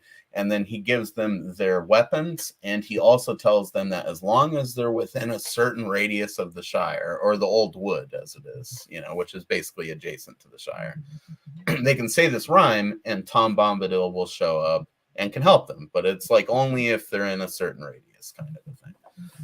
Because he really doesn't like leaving the Old Woods. So they end up after that wandering through, I forget the name of the region, but it's where all the burial mounds of what would become the ring race are at. The barrel wights, they call them. And that's essentially what the ring wraiths are when they're not like in ring wraith mode, you know, when you see them later on and they're like in ghost form. Yeah, the ghost form ring wraiths are the barrel wights essentially. And they end up wandering through there, and fucking Frodo ends up getting like captured or falling into one of the barrel white things, and it almost kills him. And he says the Tom Bombadil rhyme, and Tom comes and rescues them. And that's when he gives them their weapons. Like, oh shit, this is going to be dangerous for you little fellas. So here's some weapons and some cloaks and stuff. And then he escorts them to the farmer's house that they steal from in the movie. And that guy actually is a huge deal as well, because he fucking, sorry, I got to sign a birthday card. He, you know, basically lets them stay overnight, feeds them, and then escorts them to that ferry crossing that we see in the movie, which is basically the next scene, right? Where they're running to that ferry crossing, and you know, the fucking ring wraith is chasing them or whatever. I think in the book, though, there's actually a moment where basically Tom exchanges them with that dude, and then that dude's taking them along, and the ring wraith is like coming, like they're hiding in his wagon as he's taking them to that ferry crossing, and the ring wraith starts barreling down the road at them, and it's like saying some shit, and I think Tom Bombadil shows back up because he's just at the edge of his territory still. So Tom Bombadil shows back up, and he basically understands what the ring wraith is saying, and the ring wraith gets so scared that it just fucks off right out of there. Because again, Tom is like a god. He could snap that thing out of complete existence if he wanted to, but he's like so benevolent and old that he's not interested in interfering in their ways outside of helping Frodo. Yeah, the ring wraiths are equivalent to like the Dementors in Harry Potter. Pretty much, yeah. They're old, tortured souls that fell victim to the evil and are basically enslaved to it. But it's just, it's interesting how much, I mean, honestly, if we were sticking with just 3 hours, the whole first movie would just be them getting out of the Shire if it was a book accurate adaptation. You know? I'm glad that that's not how it worked out, but it would have been cool to see some of that stuff depicted in live action, you know, especially Tom Bombadil. Yeah, I don't know who we would pick to play him. Maybe Zach Galifianakis. I don't know. Ultimately, the four hobbits end up hopping a river ferry to get to Debris, which I guess in this town, which is surrounded by a wall or a gate or whatnot, they go to the Inn of the Prancing Pony. And for a moment, though, do you guys think? I mean, I don't understand how Peter Jackson could make the statement that the Tom Bombadil stuff wasn't relevant. You could have condensed all of that down. You could have condensed the birthday party down a little bit. The birthday party in the book is like 1 page, you know. Where in the movie it's like 3 pages. You know, I mean, I can understand it's how a he fun says visual gag. It's not relevant, but it was a great fucking section, and definitely. I totally disagree that it's not relevant. It's just maybe it's maybe not time convenient, you know. Because it makes a lot of stuff make a lot more sense. If Frodo just up and ditched and gave the house to someone else, there's every chance the ring wraiths would have shown up there and just slaughtered whoever was living there. if they didn't emphasize how much help Merry and Pippin and Sam actually, because there was a whole conspiracy. They were doing this shit behind Frodo's back. That's what I left out. Like the house at Kirk Hollow and all that stuff. They helped Frodo organize all that shit without him knowing it. You know, so Merry and Pippin and Sam were preparing for like a year or two for Frodo to leave before it actually comes about, you know. So without them in the book, Frodo would not have just casually strolled out of the Shire. And in the book, he in fact doesn't, because there's ring wraiths searching for him, you know. In the movie, we do get the better bits of it, where it's just them running from the ring wraiths and jumping on the ferry and whatever. But I mean, better bits is very subjective. I think we get the essential bits to illustrate that, yes, they are leaving the Shire, but some of the scope of it and the involvement of some of these characters that would become main characters in their own right in the trilogy is kind of left out a little bit. And then we also lose Tom Bombadil and Goldberry, which is just a goddamn tragedy. You know who would have been a perfect fucking Tom Bombadil is Peter Dinklage. Would have been interesting. I do think that a guy that is guarding the gate in Debris. I do believe that he does play in Harry Potter as like there's overlap. The guy who is like the caretaker of the Hogwarts castle. The dude with the cat. And I also think, no, I can't think of his fucking name. I also think he also played as one of the pirates in Pirates of the Caribbean, if I'm not mistaken. Well, dude, and that's an interesting phenomenon or a characteristic of the time that these were being made when you guys think about it, because back then, those were the three trilogies in town, you know. We were living in the time of the three trilogies, at least, you know, because at that moment with Pirates, it was still working on just being a trilogy. And then we had The Hobbit, or Lord of the Rings, then we also had Star Wars. And then on the side of that, we had the very grassroots, like, origins of the MCU. It's not like now where there's a billion fucking streaming services going on and a billion big budget tentpole movies and everybody's kind of in everything or not in everything. I mean, it's like there's so much going on, you can't be in everything. But back then, you had dudes that were probably in like all three or four of those things because it was the only things like that going on in Hollywood, you know. And that's cool. It shows how much smaller of a scale the Hollywood scene was at the time that these movies were being made. Still massive compared to like indie movies or whatever. But it's still very much comparable to indie movies now when you compare it to the current state of Hollywood. You guys know what I mean? Like, yep. There wasn't 20 MC movies in production at the MCU movies in production at the same time that this was going. I mean, it was pretty basically like this, Star Wars, Pirates of the Caribbean, and a few Marvel movies is what was going on, you know. So there's a lot of people that bounce between all of them, you know. And then I think pretty much from there they just end up at Bree, right? Yep. So we missed the whole sequence in the book where they're on top of, I forget the name of the peak. It's like this lookout halfway to Bree, and they can see off in the distance that scene where you remember, like when Gandalf, or when they show up at that fucking those ruins on top of that hill, and Frodo gets stabbed with the Morgul blade. Yeah, on their way to Bree, there's a brief moment where they are looking way off into the distance and they can see the other peak of that hill, and they can see like flashes of lightning going down, and they can tell that there's like some battle, and they know that Gandalf went ahead of them. So they keep hoping to catch up with Gandalf on the way to Bree, but he's far ahead of them, and they actually see a battle between Gandalf and those barrel lights go on that hill. And then they end up on the same hill themselves, and Frodo gets stabbed by the Morgul blade. So that's a cool little detail that I'm surprised they didn't put it in like an extended version of it, just to show that like the Gandalf shit is actually happening ahead of them on the trail as they're trying to catch up with them, you know. Well, the Tom Bombadil stuff, I wish we could have gotten some of that shit in the extended version, like maybe. But it really cements a cool idea that as massive as the scales are in the movie, Middle Earth is an older place than we give it credit for, and there are people out there that these events would largely not affect. You know, Tom Bombadil does not give a shit about Sauron or Saruman or any of that stuff. He's been around a lot longer than they have, and he's going to be in Middle Earth long after they're gone. You know, one of my favorite moments in all of Lord of the Rings is the reaction they have to Tom Bombadil putting on the ring, and just nothing fucking happens. He treats it like it's this child's toy, like a trinket.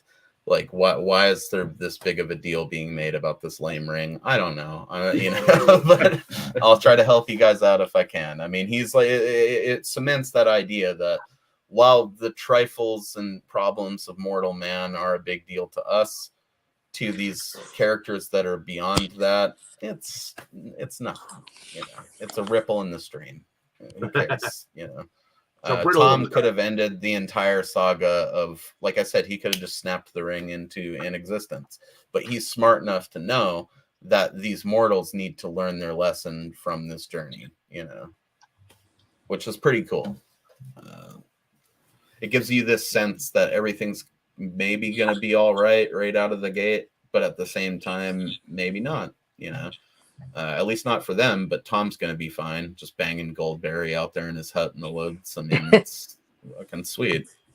Well, in any case, in the Bree, they this is the first time that Merry and Pippin realize that their drinks come in pints, and I'm getting one. That's one of my favorite moments. That's me right there. Yeah, but also we get the first introduction to Strider, which. We do. It is explained Baggins, to us. there's one right there. Who is that man in the corner? Oh, in these parts, he's known as Strider. He's one of those Dunedain folks. He's a ranger. And, dangerous folk. Pippin ends up accidentally saying his real name because they accidentally was drunk. A false name as Mr. Underhill, and in the moment he hears him and he falls and the ring slips on his finger, and that's when he goes up the stairs and the ranger Strider confronts him and says that is no mere trinket you wear. And at first he's like, who the fuck are you? And a little more discretion, please. Like, a little more discretion, you know. And all that jazz, and that's when his friends come up. And I don't have nothing. I don't have anything. I'm not holding anything. Indeed.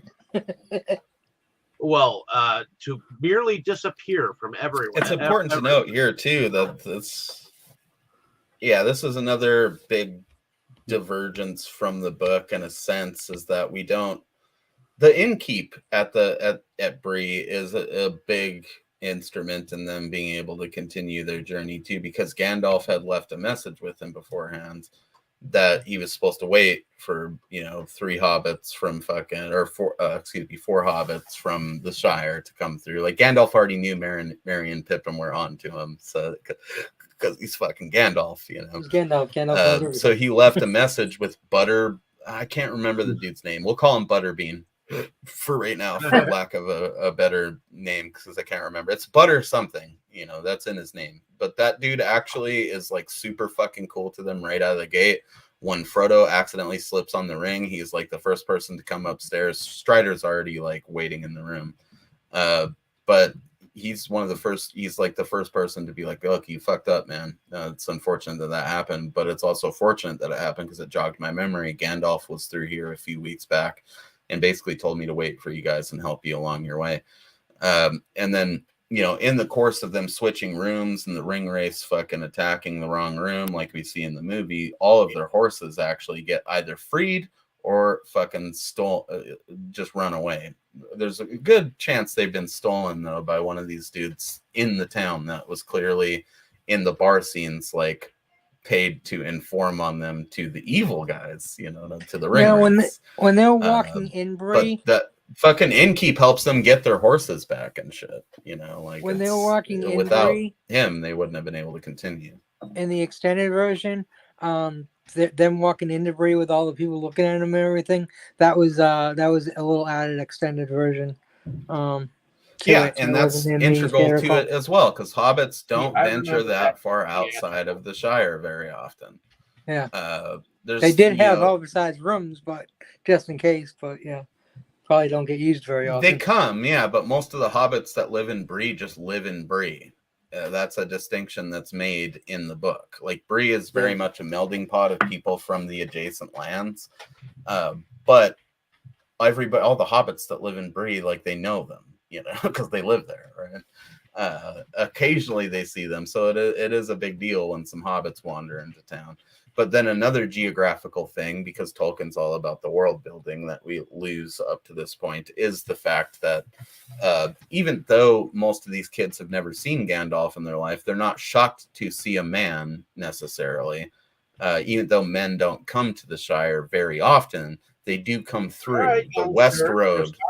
The West Road runs right through the Shire, which in Middle Earth terms, you could look at that as, what was it, Route 66 or whatever, that highway that used to go across the entire continental United States. Am I wrong on that? You guys know what I'm talking about, right? Like that old highway that goes the span of the land, you know.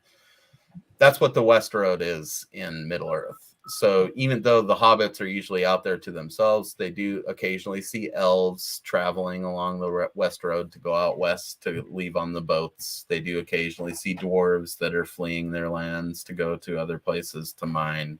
They do occasionally see men. So it's in the movies, we're very much led to believe that the Hobbit is this little nook, like left off to its own, and Gandalf is maybe the only non-Hobbit person that fucking comes there. But in the books, there is some precedent set for the fact that they do occasionally see people from other lands just coming through, and they learn a little bit about what's going on outside of Middle Earth, or outside of the Shire and Middle Earth through that, you know. Well, yeah, I love that scene at Bree, man. It's so scary with the ring wraith trampling the door on that poor fella. And then, you know, they come in there and they stab the wrong beds and shit. I mean, they got all that very accurate. I love how they made it look like Sam was stabbed, like him jumping out of bed, like right at the moment they stabbed down on the bed. Yeah, they do a good job. I mean, you know, this is a perfect point to just mention that while they do a good job in these movies of not really changing stuff in a major way, they just leave things out from the book, you know, and I think that's the way to go. It's just truncated. It's not that they changed it drastically around for the most part. It's just they left out huge chunks. I mean, if you read the book next to the movie, even the Merry and Pippin and stuff and them leaving the Shire, it all lines up pretty well. It's just there's like chunks that are missing at various points in there, you know. That would have been rad. I'm sure all you guys would have liked to see the stuff that I described. And of course, we then get the first part where the four hobbits have to like fight against the ring wraiths, and he doesn't. Frodo doesn't quite have the mithril underneath him just yet, so he gets. I feel like that's a little spell later where, you know, Strider has led them along. Like they're finally linked up with Strider and proper traveling at this point, you know. Yeah, I think it's at this moment that we get Merry and Pippin actually saying, "What about dinner time? Lebanese tea?" Yeah, when they're realizing that like they've actually got to be traveling now. This is real business here. This isn't. We're not stopping for second breakfast, kind of a thing.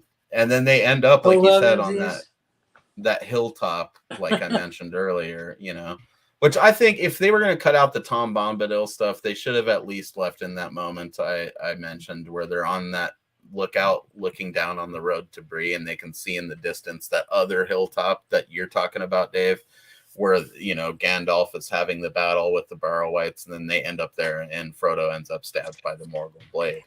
Like, now, it would have been a fun, quick way to keep the geography that Well, Tolkien yeah. was so passionate about They alive. kept the hobbits in the dark about what Gandalf was actually experiencing instead of actually. Right. Whereas in the books, they're very aware that Gandalf has went ahead of them, They and they're kept trying them to as catch up to him on the riddles way in to the dark. Rivendell. Now they goofed up in the movie when they were saying they were hungry, and Strider throws the apple, and then he throws the other apple, and you see he has an apple in his hand. Then he gets bopped in the head with the apple, and then you see his hand and he's holding the apple again. So it's like, how did he get the apple if he already had already had the apple before he got I'm hit gonna in the say head with it? multiple apples, but yeah. No. Well, he only threw two. He threw one to the one and one to the other, and the other one he bumped off his head. So yeah, they goofed up there. Yeah, I mean, in the book, I feel like there's just a scene where he chucks one of them an apple. That's it. They didn't overly elaborate on it. Yeah, I just noticed. I mean, like I said, I've seen these movies quite a few times. That's the first time I noticed that. I noticed it this time. I was like, hey. Yeah, I don't know that I ever have. I need to go back and pay closer Like he's attention got an to apple in his that. freaking hand. But yeah, that whole scene is rad too, man, where they end up on that hilltop and they're attacked by the Barrow-wights and he gets stabbed with the Moro. He tries to put on really they're attacked by the ring wraiths, but when he puts on the fucking ring, it reveals them to be like the Barrow-wights or whatever. Yeah, and they stab him with the Morgul blade. Glow blue when supposedly orcs arrive, but their blades glowed anyways with these ring rays. Oh, well, that's the thing, dude. That is also like kind of skewed in the fucking movies is mainly because of the animated one. Is there's this idea that it only glow not even okay. Let's be real about it. It's skewed because of the Hobbit, but in the Hobbit, he writes about goblins as a very specific race. But then once you start digging into the larger Tolkien mythology, you start learning that like goblins and orcs are interchangeable. The term means literally the same thing. It just depends on who you're talking to. They might call them goblins, they might call them orcs.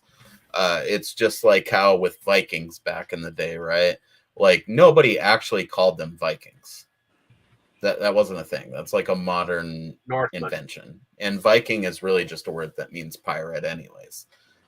So depending on who you were talking to, they're not going to tell you, oh, we were raided by Vikings. They're going to say we were raided by whatever we know these people as, whereas a couple villages down, they might know them as a different name. So orcs and goblins are literally, the term is interchangeable in the Tolkien verse. It's just, yeah, I get what you're saying. Initially back in the day when I saw it, I was like, that doesn't make sense. I remember in the thing, in the Hobbit and in the cartoon, they said that it only glows when goblins are nearby, but they're the same thing. I mean, if you look at Lord of the Rings, there's the big Uruk-hai, which are, the big purpose-built tank fucking orcs, Yeah. And then there's just general orcs or goblins, as we would know them from aesthetically because of the earlier stuff that are the I like that ones, there were different. Actually, didn't he say that someone mixed goblins with orcs to create the Orc-hai? Yeah, that's a whole fucking crazy wormhole you can go down in the Tolkien mythology of the crazy motherfuckers that have tried to breed humans and orcs and different orcs. And there's Gundabad orcs, which are like more hardy orcs from the Northern Territories. And you can breed, I mean, there's a lot of fucked up Nazi-esque genetic experimentation that went on with these magical dudes like Sauron and the orcs and the Uruk-hai. I mean, all of it just at the end of the day means these mountain people, because that's what they are. They're just these gross mountain race of like orcs and goblins, Well, originally, orcs also couldn't go out during the day, but the Orc-hai could. There are some, yeah. Okay, see, that's the thing that they make. If you dig deeper into it, that's where the distinctions get made. I thought that they were the mountain orcs have a hard time in daylight because they are the goblins we think of from The Hobbit that are down in the tunnels all the time, right? But then the Gundabad orcs or whatever live on like these wastelands up in the north, so they're out in the sunlight all the time. And that's why you would breed them with maybe like a more hardy mountain orc to make like this ultimate fucking, Kane from WWE style orc. You know what I mean?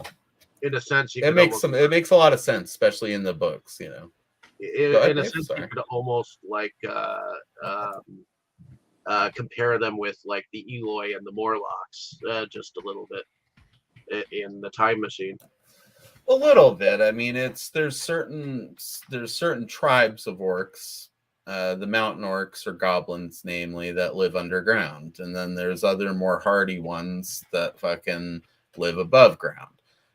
They have natural adaptations because of the two different things. So if you could breed them together, in theory, you could create a super orc that has like great sight and hearing capabilities, and great smell and everything like that, but then also great stamina and strength. So it's and they're a little smarter. It's a lot more in depth in the books, and in the movies we just kind of see that Saruman is doing some badass orc spawning at fucking Isengard or whatever, which is awesome enough. That's actually the next movie. Yeah, right, but you know what I'm saying. Like, they don't really elaborate on it in the movies, but you kind of get the idea. Yeah, he's up there. Cool, it's a cool ass visual though. Custom breeding some fucking big powerhouse orcs,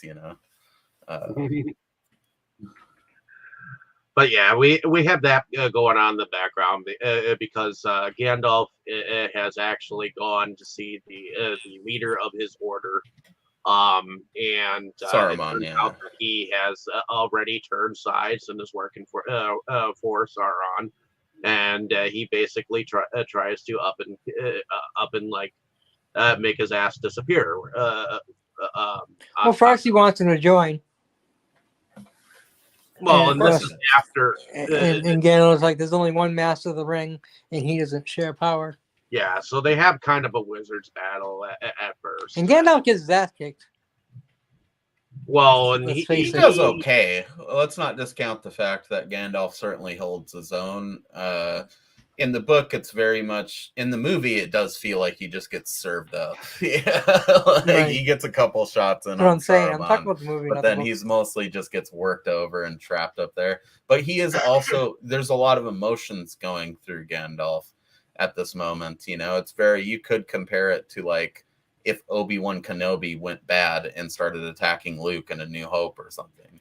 I get it. But even on a more massive scale, because Gandalf's probably known Saruman for 1,000 years, and like all of a sudden, If not more, a couple evil. thousand years, yeah. He's switched sides, I don't know if he's known him since they were babies, but it's intense, I mean, time. He's the leader of their whole wizard order, Yeah, he literally he's comes to Saruman him the for White. counsel, and it turns out he's one of the main bad guys, Yeah. So I can give Gandalf some credit for being a little shook. The way he I agree. I 100% agree. I'm not saying he didn't get his ass kicked without some reason behind it, but he did get his ass kicked. It's also important to note that he didn't kick his ass that bad, because Gandalf spends like a week on top of that tower before he's able to talk to the moth or whatever and get the eagles to come pick him up. So in the book, he talks about very much more at depth about how bad that fucking sucked. There's like a whole half a page where Gandalf is just like, wow, it sucked all the dick, bros. I was up there in the rain, just hanging out on top of this fucking tower. Finally, a moth came, and I was like, it fucking got me a ride, But man, it sounds like it sucked in the book.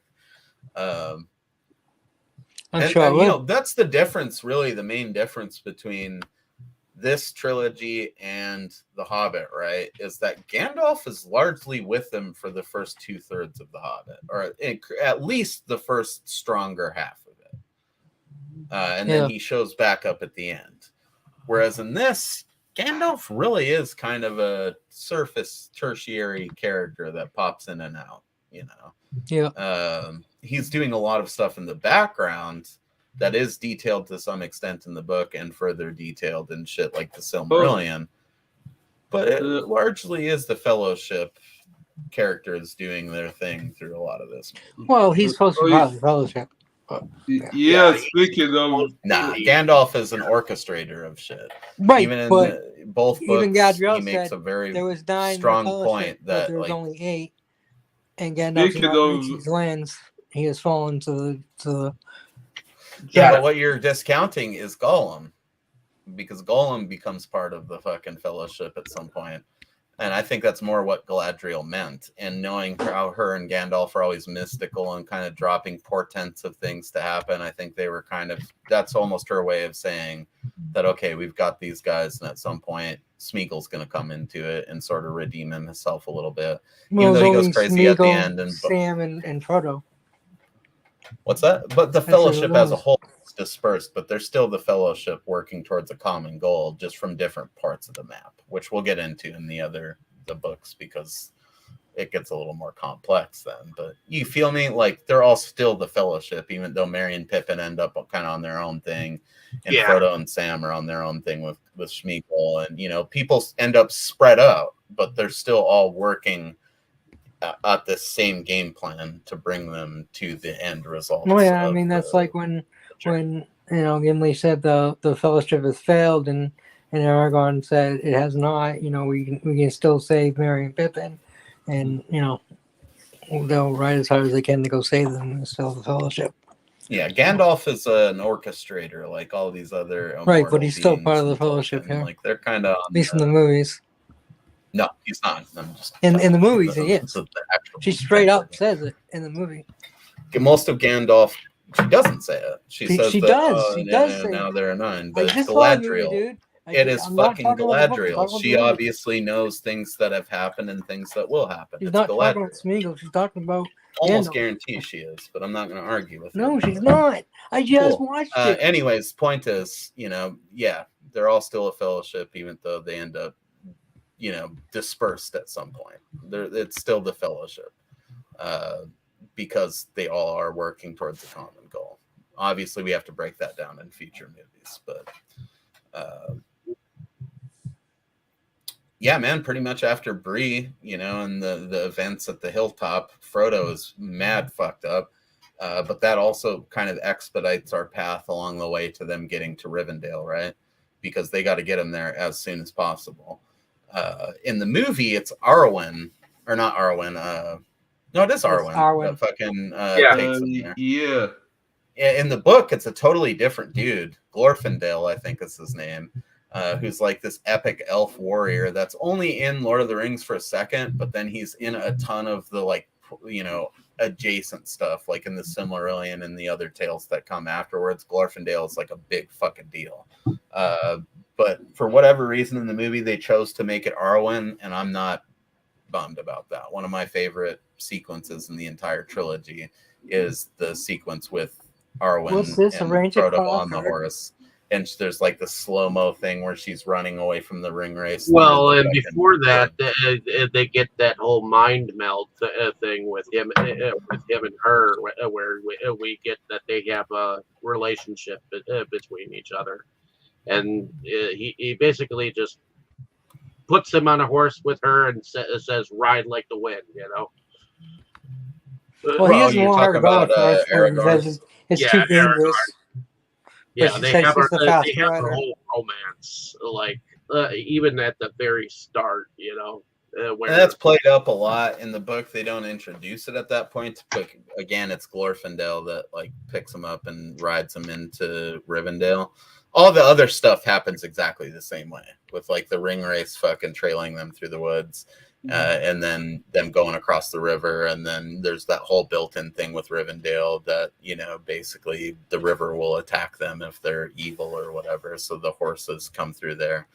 I think it's Gandalf that does the horses because he's already waiting for them at Rivendell, which they don't illustrate in the movie, I don't think, but Gandalf straight up says, like, I thought you would like that, because you were coming in on horseback, so I made it be horses instead of just waves, which ties into him with the smoke rings making the ships and stuff. Gandalf's just a whimsical wizard. Oh, I do have to say something about that real fast before we go on. When they were smoking the weed, him and Bilbo, that was talked about a lot amongst the smokers that I knew. Yeah, old Toby. That's why I said it earlier. I gotta hit some of that old Toby. It was made a Best big weed deal in the land, you know. for all the hippies out there. So, and okay, here's the thing that the Hobbit trilogy does right is that they dispelled any rumors that it wasn't weed, because there is literally a moment where Gandalf Radagast comes out and he's all panicked when they first meet him in the Hobbit movies, and Gandalf's like, "Here, take a hit of old Toby, it'll calm your mind," or whatever. And then there's, I think, a part in this one or the Hobbit where Saruman says something to the effect of, "Your love of the halfling's leaf has dulled your mind." In this one, when they're on so the mount, they're when they're on definitely the mount, talking about weed. Yeah, when they're on the mountain. they're chilling back and getting blazed and like shooting awesome smoke rings, which is just crazy when you think about the fact that Tolkien wrote this stuff in like the 40s. That guy might have been one of the earliest potheads, at least in modern times. And my lighter died, so I have to get another one. You guys talk amongst yourselves for a minute. I'll be right back. We're basically 2/3 of the way through this fucking movie. That's the beauty of Fellowship, is just the introductory stuff, really. Oh yeah, so they end up basically. Arwen carries Frodo to Rivendell, and he wakes up, and he's got. Then 4 days later, Gandalf there, and he's like, "Where the fuck were you?" And he was like, "I was delayed." And that's when we get that whole, up on the tower. Yeah, kind of show what happened. Wizard's Duel, flashback, and all that jazz. And then we get Samwise and Pippin. They've been by bed almost the whole entire time. All coming in and congratulating him that he's on his feet. But that's when we get the Elven King introduction, where he's got to talk to Gandalf about how the ring can't stay here, and they don't have enough power, and he to can't fight against Mordor and now Saruman. And he can't really spare any of his elves to help them, and so there is this whole like meeting of all like the different secret creatures, meeting of Middle Earth, where you got elves and dwarves who sit on this like council, and Aragorn is there, and so is Boromir. You have a hard time with that one. Potato, tomato. It's not, though. It's Boromir. No, they don't. You say what and you also get the first introduction to Gimli and Orlando Bloom's character, which at this point in time, we in the extended version, you get a extended dialogue of Boromir's where he basically he's against like it going anywhere but the men of Middle Earth, and later we get he wants to go to Gondor to use it against someone. A reason why, because his father really wants the ring to come to him. See, what we should have gotten at this sequence is the actual extended version from the book, where Bilbo's there the whole time. He ends up, they come upon him before the meeting writing a song that they've asked him to perform or whatever. So Bilbo performs like 2/3 of a song all drunk, and then he's like, I gotta work on it a little bit more, so I gotta chill out and do that. And then you get a whole scene where Gimli, because he's the son of Gloin, which was one of the fucking dwarves on Bilbo's original adventure, has like a rad conversation with Frodo where they're kind of reminiscing about tales they heard of it, and what they know of sort of each other's families through it. And it's just a really sweet moment that ties it very firmly into The Hobbit, that we don't get at all in the movie, which is a bit of a bummer. Other than that, it's a great representation of the Rivendell. Yeah, because council. There is a moment where Bilbo kind of shows up and it gives him that thrill Yeah, and that's what we get. But in reality, in the book, and then- Bilbo's there hanging out drunk and taking naps the whole time. Like he's just been at Rivendell because that was always his plan, was to go back to Rivendell and just get wasted with the elves and fucking write books. So in Lord of the Rings, Bilbo is just there living his best life. Like I think they find him drunk under a tree, like just taking a nap, and then he wakes up and he's like, oh shit, yeah, I'm supposed to be writing this song for the gathering tonight or whatever. And he finishes like 2/3 of it, and then he's like, I'll finish it later, kind of a thing. And he goes back to his party lifestyle that he's running there. He's basically living like how like when old people retire to Florida. living the That's what dream. Bilbo's doing right there at Rivendell. But yeah, we get that moment where he's like, "Can I see my old ring?" And then you get that whole demon moment where his face changes and all that jazz, and he's like, "I am sorry that this ever came to you to begin with." You know, Another one of those moments that always almost makes me cry, especially if you grew up on The Hobbit like some of us did, because it's like, who would have thought this magical ring that he found would have caused all of this, and you gotta think of it from Bilbo's point of view, that like he basically doomed his nephew or / cousin to this entire insane ordeal. And it's also very apparent at this point that this is not going to be a mostly fun adventure like the Hobbit one was. They got into some crazy shit in there, almost getting eaten by spiders and trolls and dragons and shit, but this is another fucking thing entirely in Lord of the Rings. And that's really driven home with that council sequence where they have like basically a representative of every kingdom there to decide what they're gonna do, And no they one get gave a shit into about a that whole one. It was storm just of the an argument. dwarves trying to get their gold back, They do, yeah. Which Boromir ends very with, much, at least in the book, is making that point that it should be given to the right people to use. However, and Gandalf is kind of that word of wisdom of like, that's not how this thing works, man. The power of this is beyond anything that any of us deal with. And in the movie, it was incorruptible. Aragorn that points it out first, and he's like, "Well, who are you? You're just a ranger. How you know these things?" And that's when Legolas says, "Well, this is Aragorn, son of Arathorn." One of the best moments, and then Gandalf backed him up. One of the best, one of the best moments of all of it. Legolas as well. Legolas was like, "You should be bowing to him. He's your king." He owed his allegiance to that. He didn't say bow to him. Same difference, but I mean, the thing they nail the most is that moment where Frodo speaks up.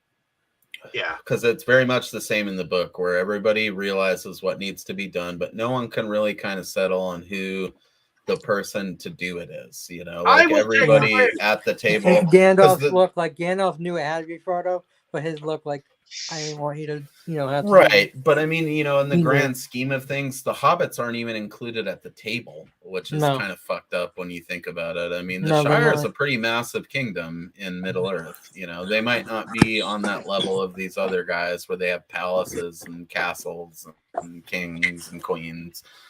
But they're the little people, and that's always been my favorite thing about the Tolkien stuff, and that's the through line through all of it. I'm paraphrasing here; it's not the exact quote, but Gandalf says something to the effect of like, "Hobbits will always surprise you because they seem so unassuming, but they're capable of great deeds and amazing courage if you give them the chance," kind of a thing. And Frodo could have just went back to the Shire and ignored all of this. I mean, they didn't even include him at the table. They're essentially eavesdropping during this meeting, and everybody comes to the same conclusion that we have to do something about this, but none of us can be completely trusted to take it, and then it starts devolving into another argument, and Frodo steps forward, and they do it picture perfect in the movie. It's exactly the same way that it happens in the book. Oh yeah, Frodo steps forward and he says, "I'll take it. I'll take the ring to Mordor." And they don't hear him at first. They're too busy arguing. They don't even hear him. And I think it's Gandalf that looks over, and then he says it again, and everybody listens. And it's like, holy shit, we've been overlooking the obvious person to take it the whole time, And then that also makes it make more sense that Frodo is 53 years old in the story. He's at that stage where Bilbo was when he went on his adventure. He's had plenty of adventures of his own, as we talked about at the beginning of this, where he's been wandering around and charting, the Shire and meeting other people and stuff like that. So he's ready to do it. This is his adventure. That's that moment in the book where you realize, like, okay, this is Frodo's The Hobbit, basically, is at that moment. Is the most innocent soul in the room, and the one that was completely forgotten about. And it's not even just him standing there. It's like him and Merry and Pippin, and I think Bilbo's on the side in the book.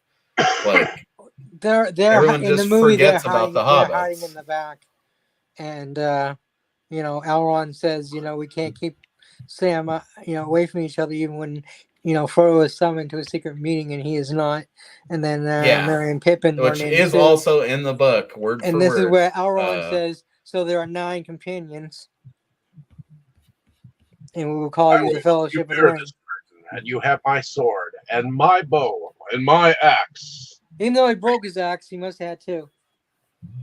Well, and see, carry spinning back around to the something we song. touched on briefly earlier, I still think there is some part of it that's, I don't think, because they never counted Gandalf as part of the group in Elrond the first counted one, him, and Galadriel counted him. I don't think that's what they're referring to, but that, and there's a lot of stuff to be said about Tolkien's writing style that would lend itself to that theory. But that's the fun of it, It's such a richly written fucking story that you can have fan theories like that. Like, I choose to believe the 9th member of the Fellowship they were referring to is Smeagol, not Gollum. Smeagol helps them through most of Lord of the Rings. Gollum's the dude that comes at the end and tries to get the ring from Frodo and bites his finger off, which was always a risk.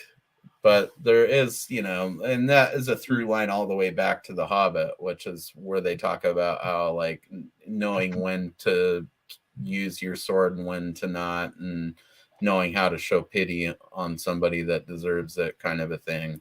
I don't think of Smeagol or Gollum as necessarily an evil character. I think of him as a corrupted character.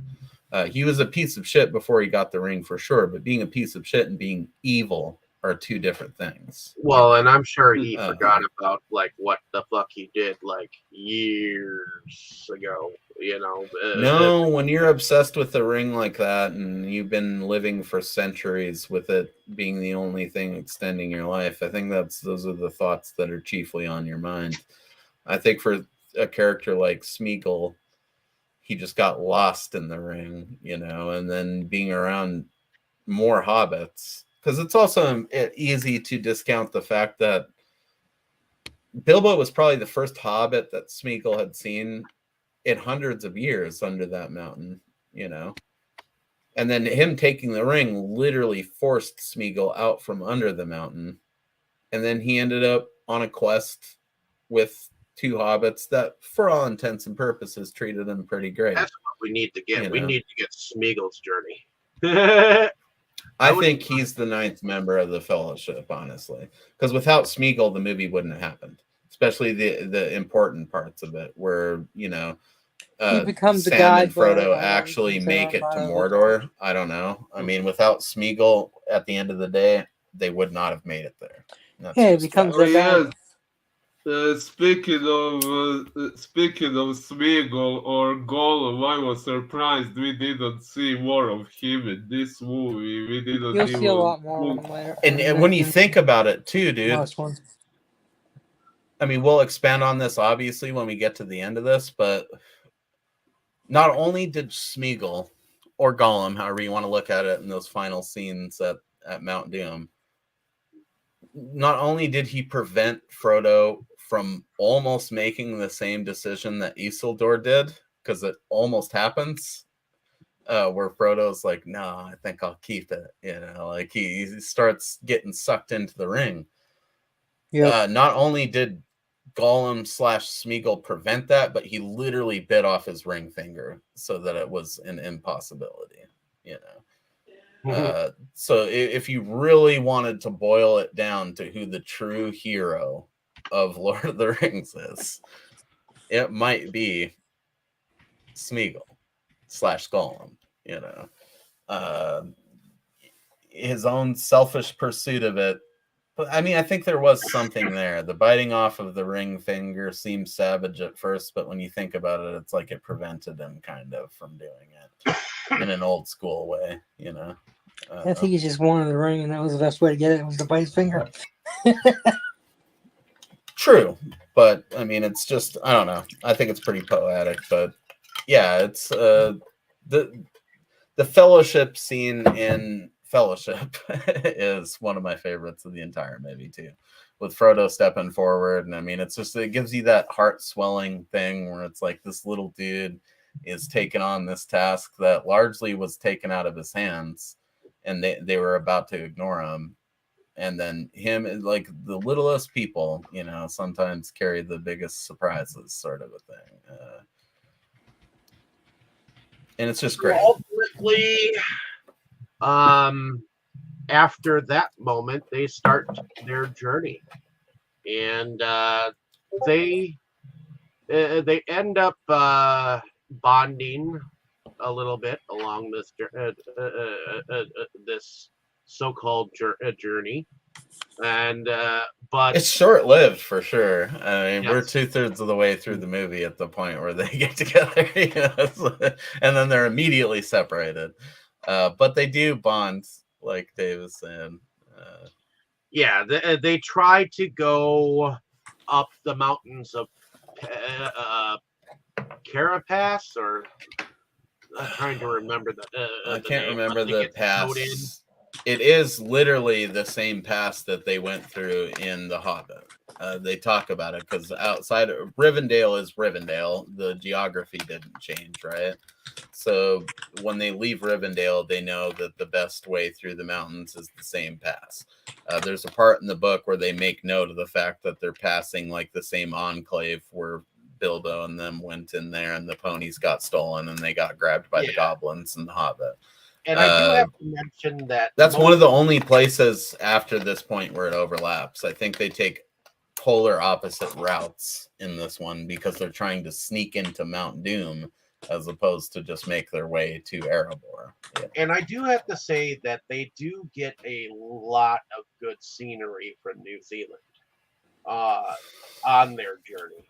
And New Zealand is the unsung 10th member of the Fellowship, because without New Zealand, I don't know if it's unsung, but it's like maybe underappreciated by people getting into nerd conversations like this. But New Zealand is Middle Earth in my mind. It's exactly the way the dude described it, but like even better, you know. I mean, and you gotta without New Zealand getting behind this whole trilogy, it would not exist. Yeah, this is a country that was used for Hercules' legendary journeys and Xena, the warrior princess. I mean, it has a history of high fantasy. Yes. So to take fucking Lord of the Rings there and then really properly photograph New Zealand and its majestic fucking glory. I mean, dude, it's easy the 3 for us reasons to why I always forget want to go to New Zealand. Well, dude, they literally sued. Xena, Hercules. Am I wrong, Dave? They sued to make sure that the Hobbit movies had to be shot in New Zealand. Pretty sure. Because Lord of the Rings basically created their film industry, you know? Yeah. And not only created it, but capitalized on it too with tourist attractions of the sets and all that shit. And when they were talking about shooting the Hobbit movies outside of New Zealand, their entire film industry basically went on strike and was like, no, you know, we will sue you to make sure that you do this here. You can't do that to us. You can't shoot 10 years worth of movies essentially over the course of that trilogy. It was 6 years and then all the post-production and marketing. I mean, you can't do that. You can't build a film industry somewhere based on a certain property and then shoot the other half of the property somewhere else. That's just morally wrong, you know. I mean, all the money they basically made to fucking shoot the Hobbit movies was made because half of it was like the tourist shit from New Zealand, you know. And then it built their entire economy. I mean, I get it, you know. Yeah, New Zealand owns Lord of the Rings. If you're gonna shoot a fucking Tolkien movie, you need to shoot it in New Zealand. Are they doing Rings of Power there? Probably fucking not, because it's Amazon and they don't give a shit about anyone. But It looks like it's New Zealand. It probably does, but is it? Is the you get that whole Christopher Lee moment where he's singing across the mountains and there's an avalanche that happens, and then they're like, okay, we're not taking this pass. I love that one. It reminds me of like a fucked up Ricola commercial from back in the day. That where the dude would be on like the peaks in the Alps with his leader hose, and he'd be like Ricola, and there'd be like an avalanche on saying, the other will you try more treacherous spots? Because him and Gandalf both know that there's problems in Mordor, and Frodo ends up deciding, they can't do the mountain. They're gonna have to go through the mountains of Mordor. You don't know what the dwarves dug. It is in New Zealand, Mo. Deep they dug. Sick. I think with that lawsuit, they basically sort of forced them into it, which is good. Good for New Zealand, you know. No, you can't build loyalty here and then add on to it in other places. That's fucked up, you know. If it's going to be these big Hollywood productions, they should have to do it in New Zealand, in my opinion. Yeah, the whole thing isn't done in New Zealand, just but most of it is. Right, all Ghibli's all for this other way that they're taking, because he thinks that he's gonna have them meet the dwarven kings of old, and he's all into this whole mind shit. But before they even get in, they have to figure out how to get in, and there is a monster that is in the water that is kind of squiddish. It's basically a giant squid. Yeah, it's just tentacles coming out of a lake. Yeah, I like in my mind. I would. This isn't a mine; it's a tomb. I mean, I don't remember exactly how it's described in the book. I feel like in the book it's sort of described as if the lake, the little pond itself, is a monster, sort of like a Sarlacc pit. And it's Frodo that helps him out in figuring out how to. What's the word? What's the word? Elvish word for friend? Balak. And it opens up. Bella. Yeah, speak friend to enter. It's actually Bella. No, it's Balak. And isn't it Frodo that figures it out, right? Yeah. Yes. Frodo says, which is kind of a nod to what's Bilbo's. The Elvish name? What's the Elvish word for friend? Is what Frodo says. Yeah, it's a nod to Bilbo's knack for riddles. And Gandalf says, says Balak. But think about that. It's a clear nod to Bilbo. You know, it's like he picked up Bilbo's knack for riddles, kind of. Right. What I was thinking is, Gandalf is super smart. How come he didn't figure it out? Like, it's kind of obvious. Because they explain it pretty well in the books that Gandalf is so old and so smart that it's not that he wouldn't have figured it out. There's a couple of different scenes in the movies where they're basically just waiting for Gandalf to figure out which way to go. Yeah, because I'm kind of wondering what words he did say, because we don't know what he did actually say. What words? If you're that old and you have that many memories, I mean, think about us in our memories, and we're only like a normal lifespan old, you know.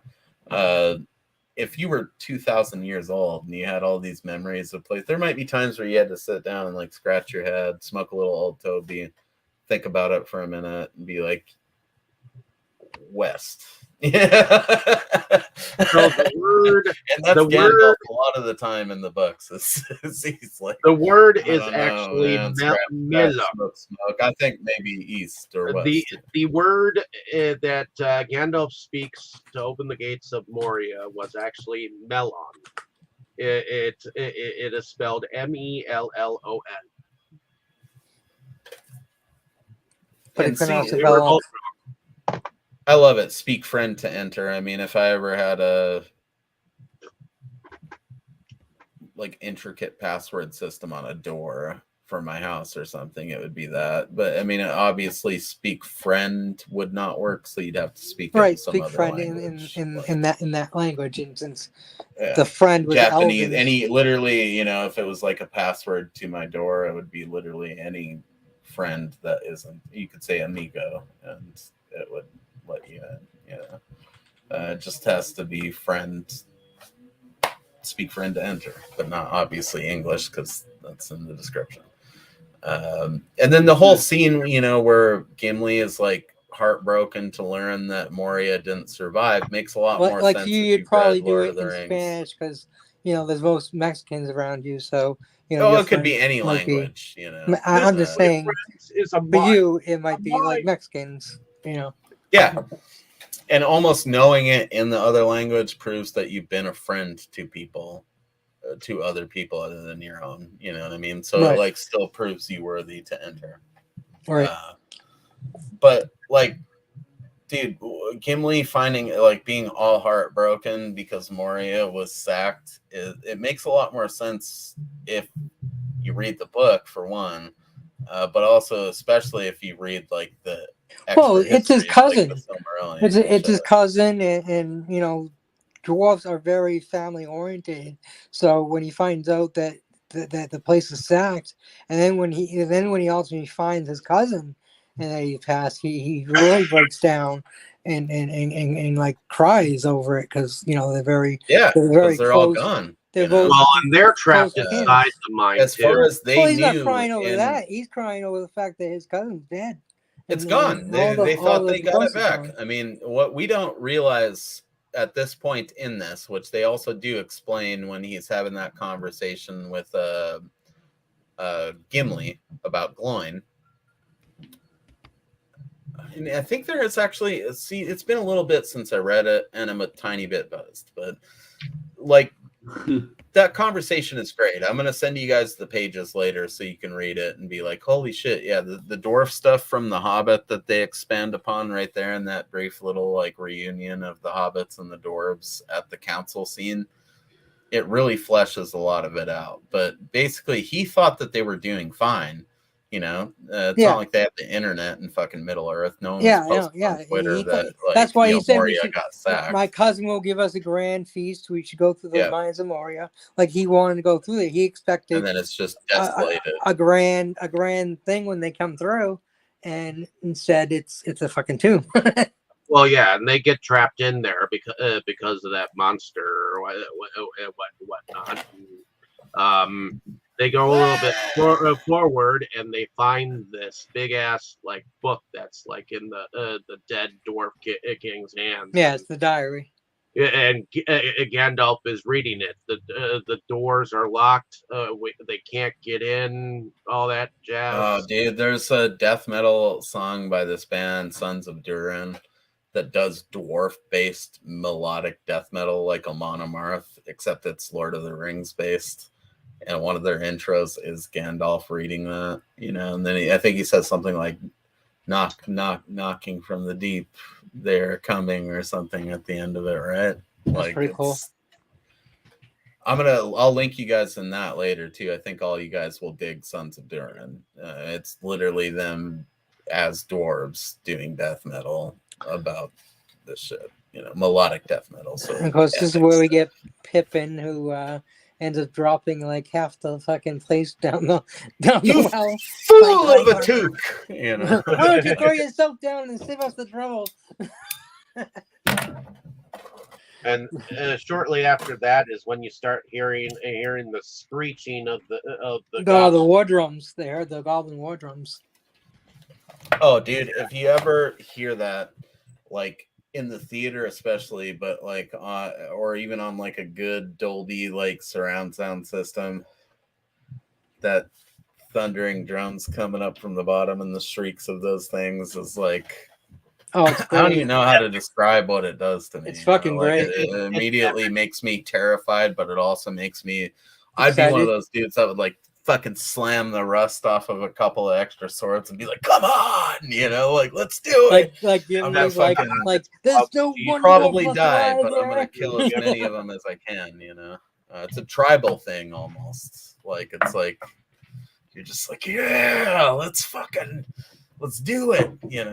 And orcs and goblins are fascinating to me. I don't know if you guys. Cave trolls are cool too. The trolls are cool, but it feels more like they're just there to make the orcs and goblins even more fascinating because they went out and like basically snagged some of these trolls and domesticated them The cave for their trolls, purposes, like so they're clearly an intelligent race all throughout the Tolkien stuff of knowing what they're doing, and they're pretty goddamn dangerous. I mean, and they have their own caste. They have their own caste system too. They have Goblin Kings and stuff. So they kind of Disney and Pixar them up a little bit in the fucking Hobbit movies and make them kind of harmless, which sort of sucks. I mean, that whole scene where they're fighting them is like cool, I guess, but I don't know. In this, it's like the goblins and the orcs feel like way more gross and dangerous, Yeah, I like that. I like that scene. I mean, it's a great scene, and this is where like no one even knows. I love how Gandalf is talking about the mithril shirt that Bilbo had, and that he never told him, but was worth more money than the entire Shire. And Frodo was sitting there wearing it. He still doesn't say anything. They don't find out until he gets stabbed. But Gandalf knows. That's the thing. Well, right. I'm sure Gandalf knows everything. I think in the book there's a moment where he says something like, "I can sense a little more security about you," or is it like he knows that Frodo is? There's a little bit more to this Hobbit than meets the eye. I think you said or something to that effect. Yeah, when Frodo lived and like you should be dead, like the spear went straight through. It's and then he shows the mithril and the armor that they had been talking about. It was such a great scene. I was like, I remember the first time watching it in the theater, going, "No, no, Frodo." The greatest part about this scene is when Legolas shoots like his couple of arrows down into the brain of the cave troll, and I love it. Yeah, it makes that weird sound. I think it does like a, like it does like this weird like wincing yelp sound when he does it, and then it just goes silent. I love Legolas and his shooting arrows. Sound design is definitely something the Lord of the Rings trilogy doesn't get praised enough for, but it should. The sound effects, that and Star Wars. That's a whole different art to doing the movie. Oh yeah. I was watching behind the scenes for Star Wars. So that scene kind of left me wondering how many more times will Frodo be falsely dying. Oh, you'll see. Who falsely dies? What? Frodo. Like there are many moments when it looks like he's going to die. Okay, let's put it this way, bro. And this might be a spoiler, but Frodo never recovers from the Morgul blade thing. I mean, it's something that's part of you for the rest of your life, and they don't really illustrate it as much in the movies, but in the book, it's definitely like something that makes it push him closer to succumbing to the ring. I mean, it affects him. And then there is points where they talk about how in later life he basically never felt right again after the Morgul blade thing. He was stabbed with a blade imbued with the most ancient of evils, bro. Like you might survive it, but yeah, all they did was okay after that. All they did was cork the wound, basically. And then the mithril pretty much saved him once, So I'll just tell you that right now. It's not. Tolkien was never afraid to kill people, as we know. Yeah, by the way, that mithril thing kind of looked like some women's garment.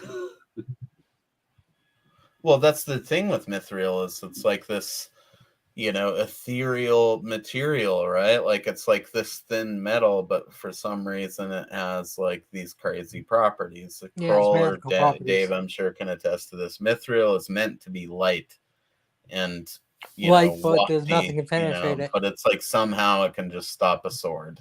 It's like adamantium or a troll in the spear Marvel or whatever. universe. Yeah, like exactly like adamantium from X-Men or something. It's like a mystery material. And that's the whole thing though within most fantasy is most people don't know how to make mithril anymore. It's one of those things that just kind of exists from a time when dwarves were at their peak of smithing or something. And most of them don't know the recipe to make it anymore. So if you have a piece of mithril, it's 1 in a million and it should be cherished because of its properties, Nerd hour is over. Go ahead, Dane. Which makes it all bear in mind, like when anyone tells you they don't make things like they used to. That's literally true. the best example. Things are made. If you have a mithril mill, you're not getting a new set of that made. But moving on after that fight. So Mines of Moria is where we're at right now, which is basically, this is the proper 2/3 of the way through the movie, eh? Because after this, it's basically the whole, okay. Because basically they're now on the run. They go through this like whole big ass hall after that, killing like that first round of like goblins and cave trolls. Well, they basically get pushed down into the fucking mountain, like deep into the mountain, and which is a scary idea in itself, and even the orcs and goblins run away at this moment. Yes, because the Balrog. The Balrog is coming. Which there's a lot of controversy surrounding the Balrog. Okay, without looking up a picture or anything, does the Balrog have wings? Go. Wings? No. Dave? No, he does not. He just has flames and a flame tongue, and he's made of fire. Looks like a bull. See, that might have been the wrong way to ask the question because at least half of us were first introduced to that character through the movies. It sounds like Kroll too, because he didn't know what Lord of the Rings was. The Balrog used to be depicted with wings all the fucking time, dude. Like even on official cover art, even in official like D&D expansions that dealt with Lord of the Rings stuff, the Balrog was always depicted with wings. But if you read the description of it in the book, you could take it both ways. You could take it that it has wings, or you could take it that it has spiritual energy that depicts the impression of wings, which definitely happens in this movie with the flames and stuff. Which like, they do look like wings. It's like a fiery version of a griffin, in a sense. Because griffins the wings aren't necessarily a tangible reality. They're an impression that's made on you because of its image. Hold on, my kid's right here. What's up? Grandma needs $25. It's in my wallet. Where's your wallet? Upstairs. Where? Find it. I need to know where your wallet is. It's either in my jacket or on the fucking coffee table where it always is. Anyways, is it wings or the impression of wings? The way it's described is kind of ambiguous, but in my mind, it's always been the impression of wings. Like how you guys all saw the Balrog scene. When it comes up and it's there, you see those flames lick out to the side, and it definitely gives the impression of wings, right? And it does have hooves. It obviously can't fucking fly because it fell down into that fucking tunnel or that hole at the same rate that Gandalf did. So, the wings aren't there, but I think Peter Jackson nailed it because in previous depictions of it, up to and including like the animated ones, it shows it with wings. Yeah, so that thing is basically starting to run after them through that hall. They run out of that hall. Well, they and get chased down into the depths of the mountain, and then they encounter the Balrog, and like you said, all the orcs flee, and it's basically just them left on the bridge of Khazad-dûm with the Balrog, blocking their way. Yep, And we get the and that's a famous phenomenal eternally scene. meme-worthy "You shall not pass" from Gandalf, where he breaks the bridge and sends him and the Balrog plummeting into an endless pit of nothingness below the mountain, while the rest of the people are able Well, to actually, at escape. first he's holding on, but Yeah, and then he's tells like, Frodo to run. Real quick, rapid But fire. What does he Balrog say there? What does he say there? When says, "Run, you tells- fool!" What about you, Dave? What do you follow think he you says fools. there? That's what he said. What about Right you, before. Why Boris? we What do you want to think he follow him says into the there? hole? What do you think he says there, Boris? Gandalf. Yeah, when he's hanging on to the edge When he right says, "Run, before you he fool," falls. what do you think he says? I think he said run you fools or something like that. I'm He not didn't say sure run. All word by word. false. He says, "Fly, you fools," and then he slips down. Because fly is a lot more common of a way to say, like, take flight, run, get away from this. Flee. Back in those days, Uh, and he is says, it "Fly, maybe- you fool." Is it maybe possible that he says it differently in the regular version than the extended version? He No, does No. not absolutely say run. not. He says, No. "Fly, you fools." Absolutely does not say run. Yeah, he says, Oh, "Fly, you then- fools," and then he Then slips I down. He misremembered. definitely I'm doesn't say sorry. follow. And He speaking of doesn't which, say I follow was. or run or any of that. He says, "Fly, you fools." Look it up. It's real. I was surprised that throughout the rest of the movie we don't get to know that he is actually still alive. Well, I do like that part right Well, before they that kept when they him, were make like. you think he was dead. I do like sorry, that part beforehand where they were actually trying to jump across while that rock was falling. Oh yeah, it's Nobody great. throws a I dwarf. mean, it's Not the beard. and then we have so many Who good would things throw with the those dwarf guys by to his come beard? back Which to of course later. is funny but- later because he has him throw. Yeah, it's so throw good. him.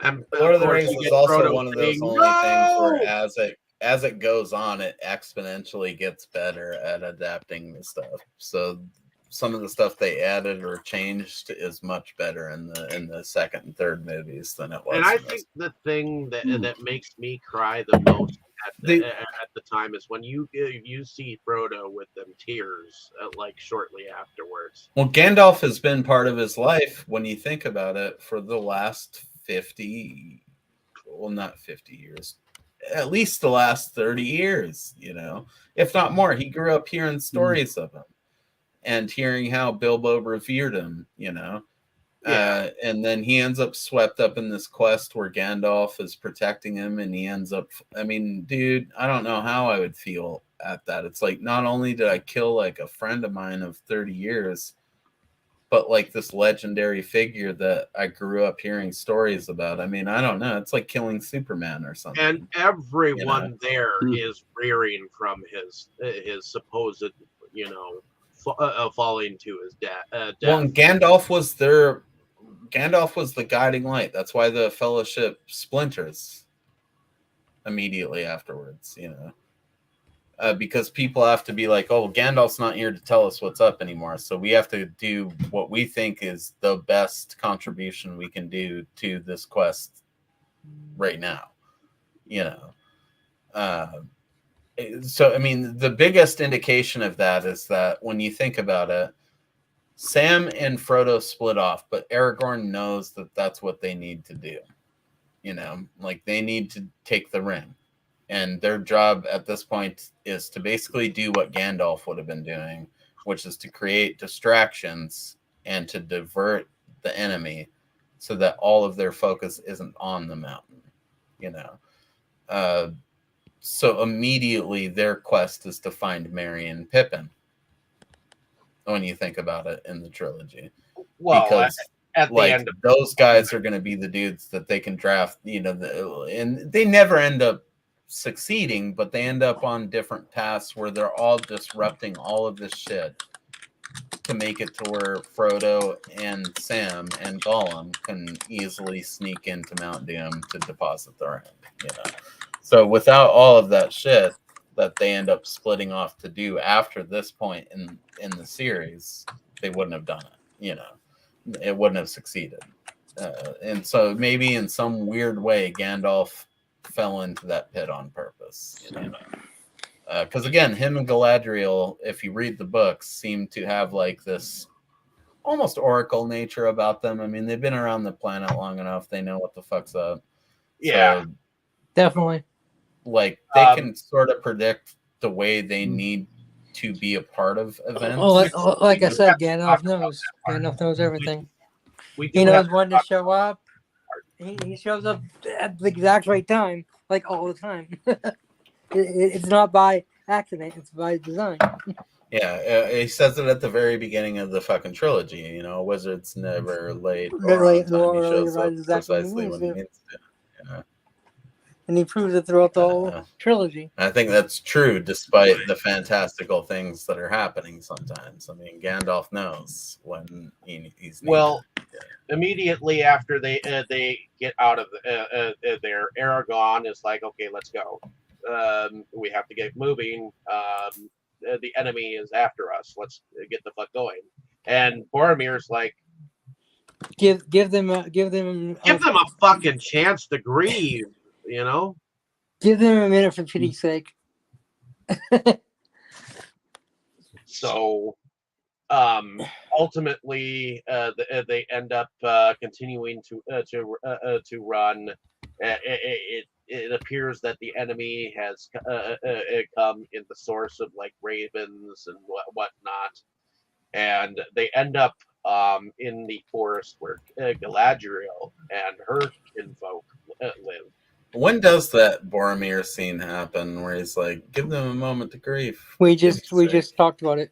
I know you did, but I didn't hear all of it. I was dealing with something. I believe it happens shortly Right after they beat the mines. You get you see the hobbits crying and what about Gandalf, yeah. And he's like, okay, yeah, that's what I thought. I wasn't sure if that happened. Yeah, Aragorn's like, let's tells go. the boys to get up, and he calls for Frodo, and we get the tears from Frodo, and he's like, give them a moment for pity's sake, right before that tear dropping moment. Yeah, for some reason I thought that happened. Again, it's been a little bit since I read the books. No, it happens. I haven't watched the extended versions, but not that that's in there. But for some reason, I remembered that like earlier right now. Nope, it happens. But it is right there, yeah, where he's and then that just right there is further evidence that Boromir is not a bad guy. No, and then we're in the forest. He succumbed to the temptation of the ring for a minute, and he sacrificed himself, Sean Bean fucking style, in absolutely the best way that you could to atone for like your momentary lapse. And right, but now we're in the forest. We're in the forest. And I love how Gimli's like, I heard of this elven witch that bewitches men, and I'll never fall for that. And then all of a sudden I'm gonna fall for it all fucking day, dude. I can hear what's going on. I can sense this and that. And he's talking about, and they're like, if your breathing was so loud, we could have shot you in the dark. They all showed up, and they had like a little standoff, and I love it. And they tell Frodo he's bringing great evil into the land, and they can't be permitted to pass through. And of course, Aragorn, Legolas and Aragorn are arguing with him, and they go and meet Galadriel, and That's when she says, there are 8 of you, but there was nine that left Rivendell. Where is Gandalf the Grey? And they said he fell to the shadows. See, but that's the thing, okay? And not to nerd this up too much, but you just said, there's 9 left. But where is Gandalf the Grey? Like, asked as a separate question. He said there's 8. He said And- there's 8 now, but there was 9 that left Rivendell. Because Gandalf died, or so they thought he died. Maybe. I don't know. I'm Fan telling you, theories, I they're watched fun. it. Moving beyond that, though, yeah, man. I mean, the movies are pretty much perfectly written and paced. Okay, Chris Tolkien himself does not like the movies, but I understand Really? why he does not like them, because they were made they focus more on the action than some of the development that Boris was talking about earlier. Maybe a lot of that wouldn't have been character specific, but it was, specific to the world and the story and integral to the whole overall thing. So I can understand Chris Tolkien being like honest about that. You didn't adequately adapt to my dad's shit. Well, And that's what we have to accept with this trilogy going into it, is these are actually sort of like not even up to quality adaptations of it, but they're so fucking awesome that, I mean, this is the best we were ever gonna get. I'm sorry, Chris, but this is the best we were gonna get. I agree with that. Yeah, maybe they did condense some of it down to keep more of the action and the flow of it, but this movie flows perfectly. I mean, right up through the Boromir stuff, which is what we're at right now, basically. well, sort and of. I'll let Dave almost. get into You have that. the But Galadriel part where Yeah, when she said she'll be a terrible, instead of Well- the Dark Lord, she'll be a terrible queen, correct. terrible and beautiful Frodo pretty queen. much offers her the ring, Yeah. and You offered me this with free will. but she figures that she passed the test Yeah, by by not taking the ring. Like she could see herself taking it, but she also sees it corrupting her, and so she declines it. So she passes the test. But yeah, that whole scene is pretty fucking awesome. I mean, she also there she gives does them become like an some elven gifts witch before for a they- moment. She's just they- like this all power. She's still beautiful, like she says, beautiful and terrible at the same time, and she is. It's so fucking great. That's she also one of those scenes that I'm all goosebumps over. I think Arwen with Liv Tyler's character is my favorite, but Galadriel is magnificent. I mean, they as picked far the as elves perfect go, I lady agree. for her. Arwen is my favorite. Yeah, I don't want to fuck her necessarily, but I would definitely be like Oh, I am majestically down to fuck. terrified of her. But you would Arwen, I want was fuck those all day, dude. you would I'd still nibble want on that those dick like a hair piece of strands lamb, that bro. the dwarf Yeah. got Mm, from her. No, elves, not dwarves, dude. Elves. What's that, Boris? Say everything Uh, you were just saying, but again, uh, without me interrupting you. I was going to say we were talking about Galadriel, right? And Arwen. I'm sorry, I mixed them up. I was thinking of the moment when the dwarf got 3 strands of Galadriel's hair, and I was going to say to WoW, you would still want those hair strands. No. Gadriel and Arwen, I would definitely sleep with them, and if they have the elf ears, even better. That aside, though, they are both also awesome fantasy characters, Right. Like them being hot chicks is not the prerequisite for me, but they are Well, fucking super they hot are- chicks. I mean, Liv Tyler is that type of girl that I might defraud the entire IRS for. They are what saves. It's- They are what saves this movie from being I would a commit complete tax sausage fraud. fest. I would, sell my entire horror collection. I would just to be around those honey. I would lips, sell you your know what I'm total correction too. saying? I'll sell it to you. You sell it for twice what it's worth, just to create that inflation, and then we'll both bang Liv Tyler for 100 years. Sure. But the characters When I get the first need 50. some gifts towards the end of their business. We can alternate. I mean, I would share custody. we can, you could bang Arwen on 1 week, and then I could, bang the girl from Empire Records on the other week, and then you could, recreate, what do you call it? Armageddon with her on the next week.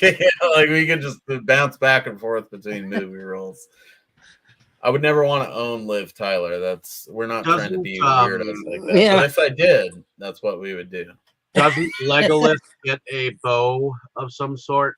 And then I believe Orlando Bloom is another guy that's a great example of like not super famous before Lord of the Rings. So they put him in there and he like fit the elf role, and then he became super famous, like he was a little organically at the same I think time. I had heard of him before that.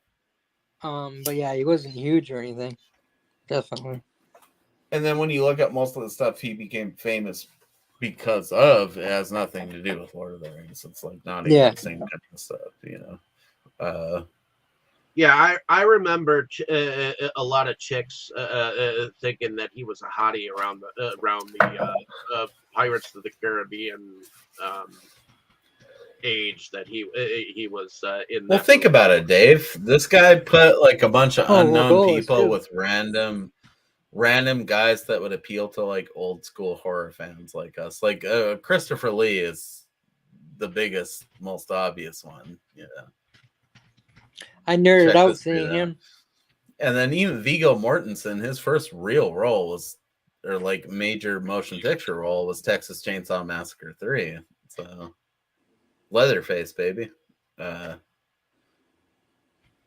So a lot of these dudes I was familiar with, it was just cool to see them doing like shit that was so big, But even Christopher Lee with his Dracula and Count Dooku wasn't really a thing back then, And it's really not a thing now. He's a guy that was cool in one Star Wars movie, it's part of his legacy, but Christopher Lee will always be like Dracula, a guy that should have been James Bond at some point.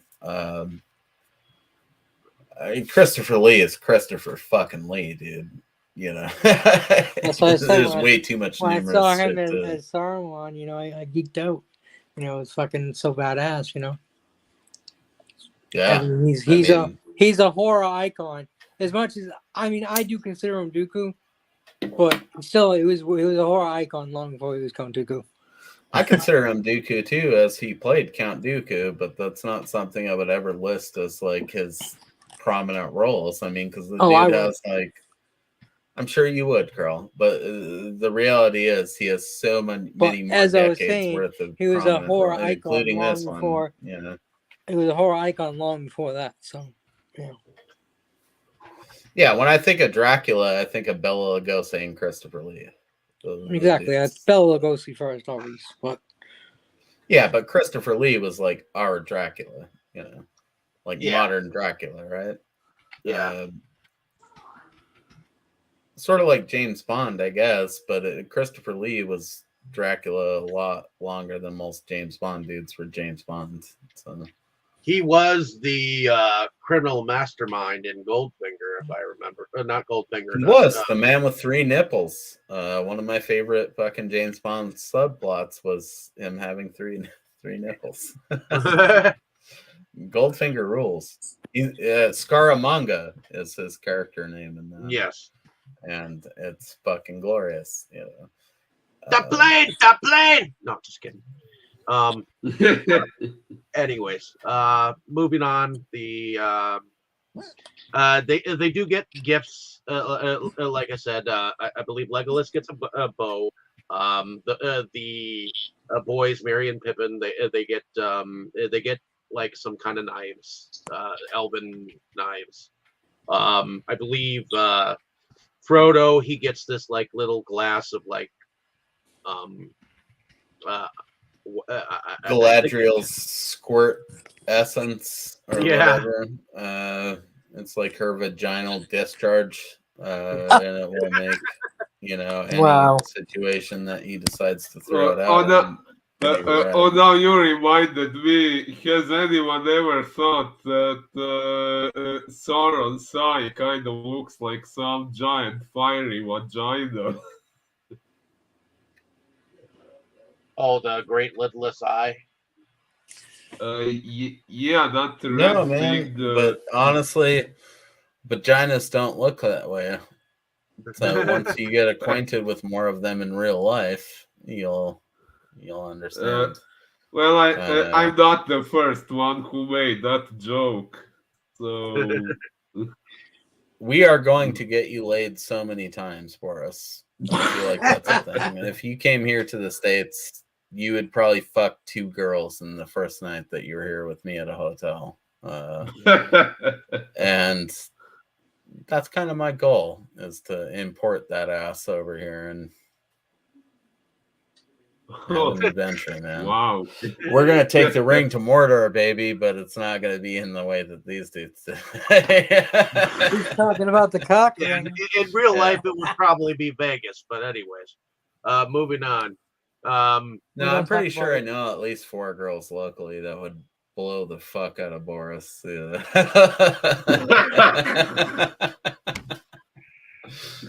Dude, Oh my. if And you ever then, come I over think here, you're gonna get Samwise- so laid and so drunk, and we're Samwise gonna gets- eat so much good food that by the time you go home, you're gonna be like, I don't know what happened, but I'm pretty sure I have a couple of illegitimate babies and a really good story to tell. This is Yeah. Rumstunner, whatever it's Samwise called. Gamgee, he gets a rope that is made by elves. And as you said earlier, Boris, and you said earlier, Mo, the dwarf gets like 3 fine gold hairs of. Don't forget the llama spread. Don't forget the llama spread.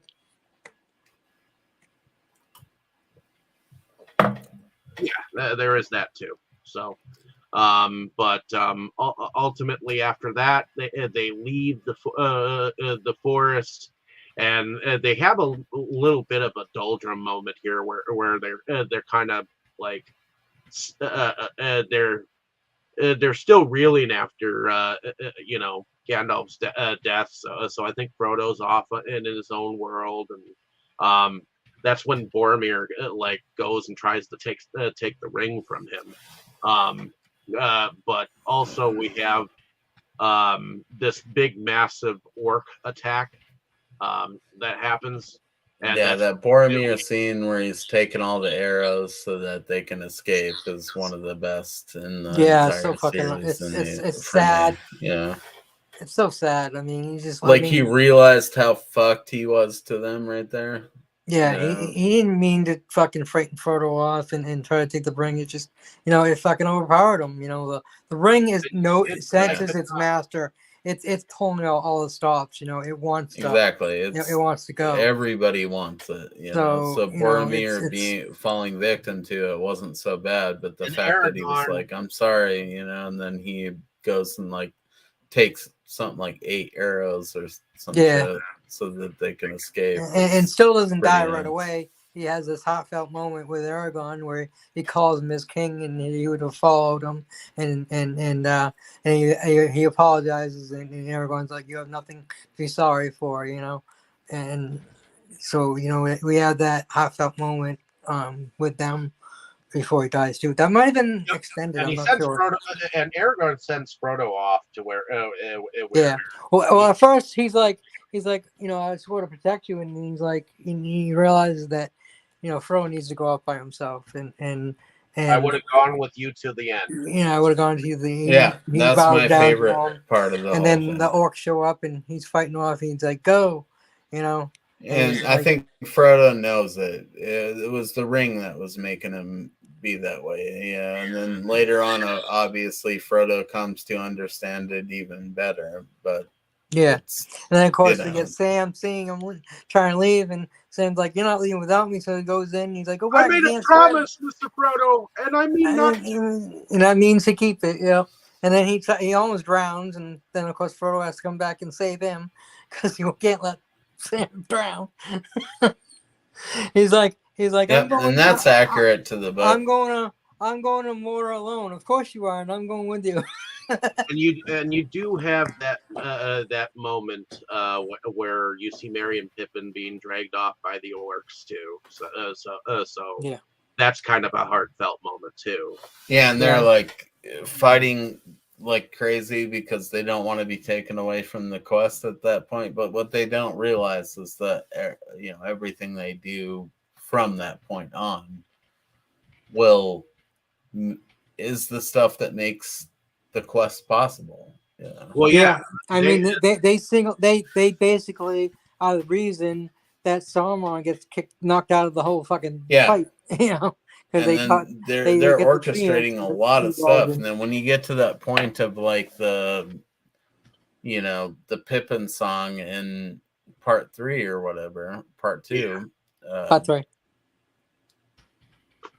It makes sense. I mean, when you, like I said at the beginning of this, Pippin and Merry are really the MVPs of the whole series because they're involved in the most fucked up, like crazy shit when you think about it during the whole time. There's obviously more nuance to it, like when we get to the Pippin being involved in that song and things like that. But that happens in the book for a reason. Oh yeah. So those guys really, if it wasn't for Merry, Pippin, and Aragorn, the ring would not have made it to Mordor. Yeah. Well, and at this moment, Aragorn is like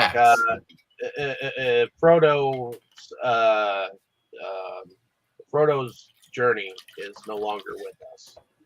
Aragorn is a dragon. And of course, this is where Gimli says the fellowship failed, and they said no, it hasn't. They'll not rest until they save Merry and Pippin from their fate. Correct. Which they never do, actually, when you think about it.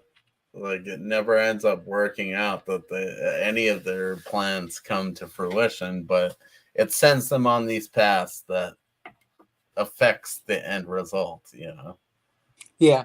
Which is pretty brilliant. Yeah. I mean, they chase after him, and they almost catch up to him a few times. I mean, the movie literally ends after the Boromir stuff, and they get on the raft, and like Sam almost drowns, and then they decide to take off. Like, that's the end of the movie.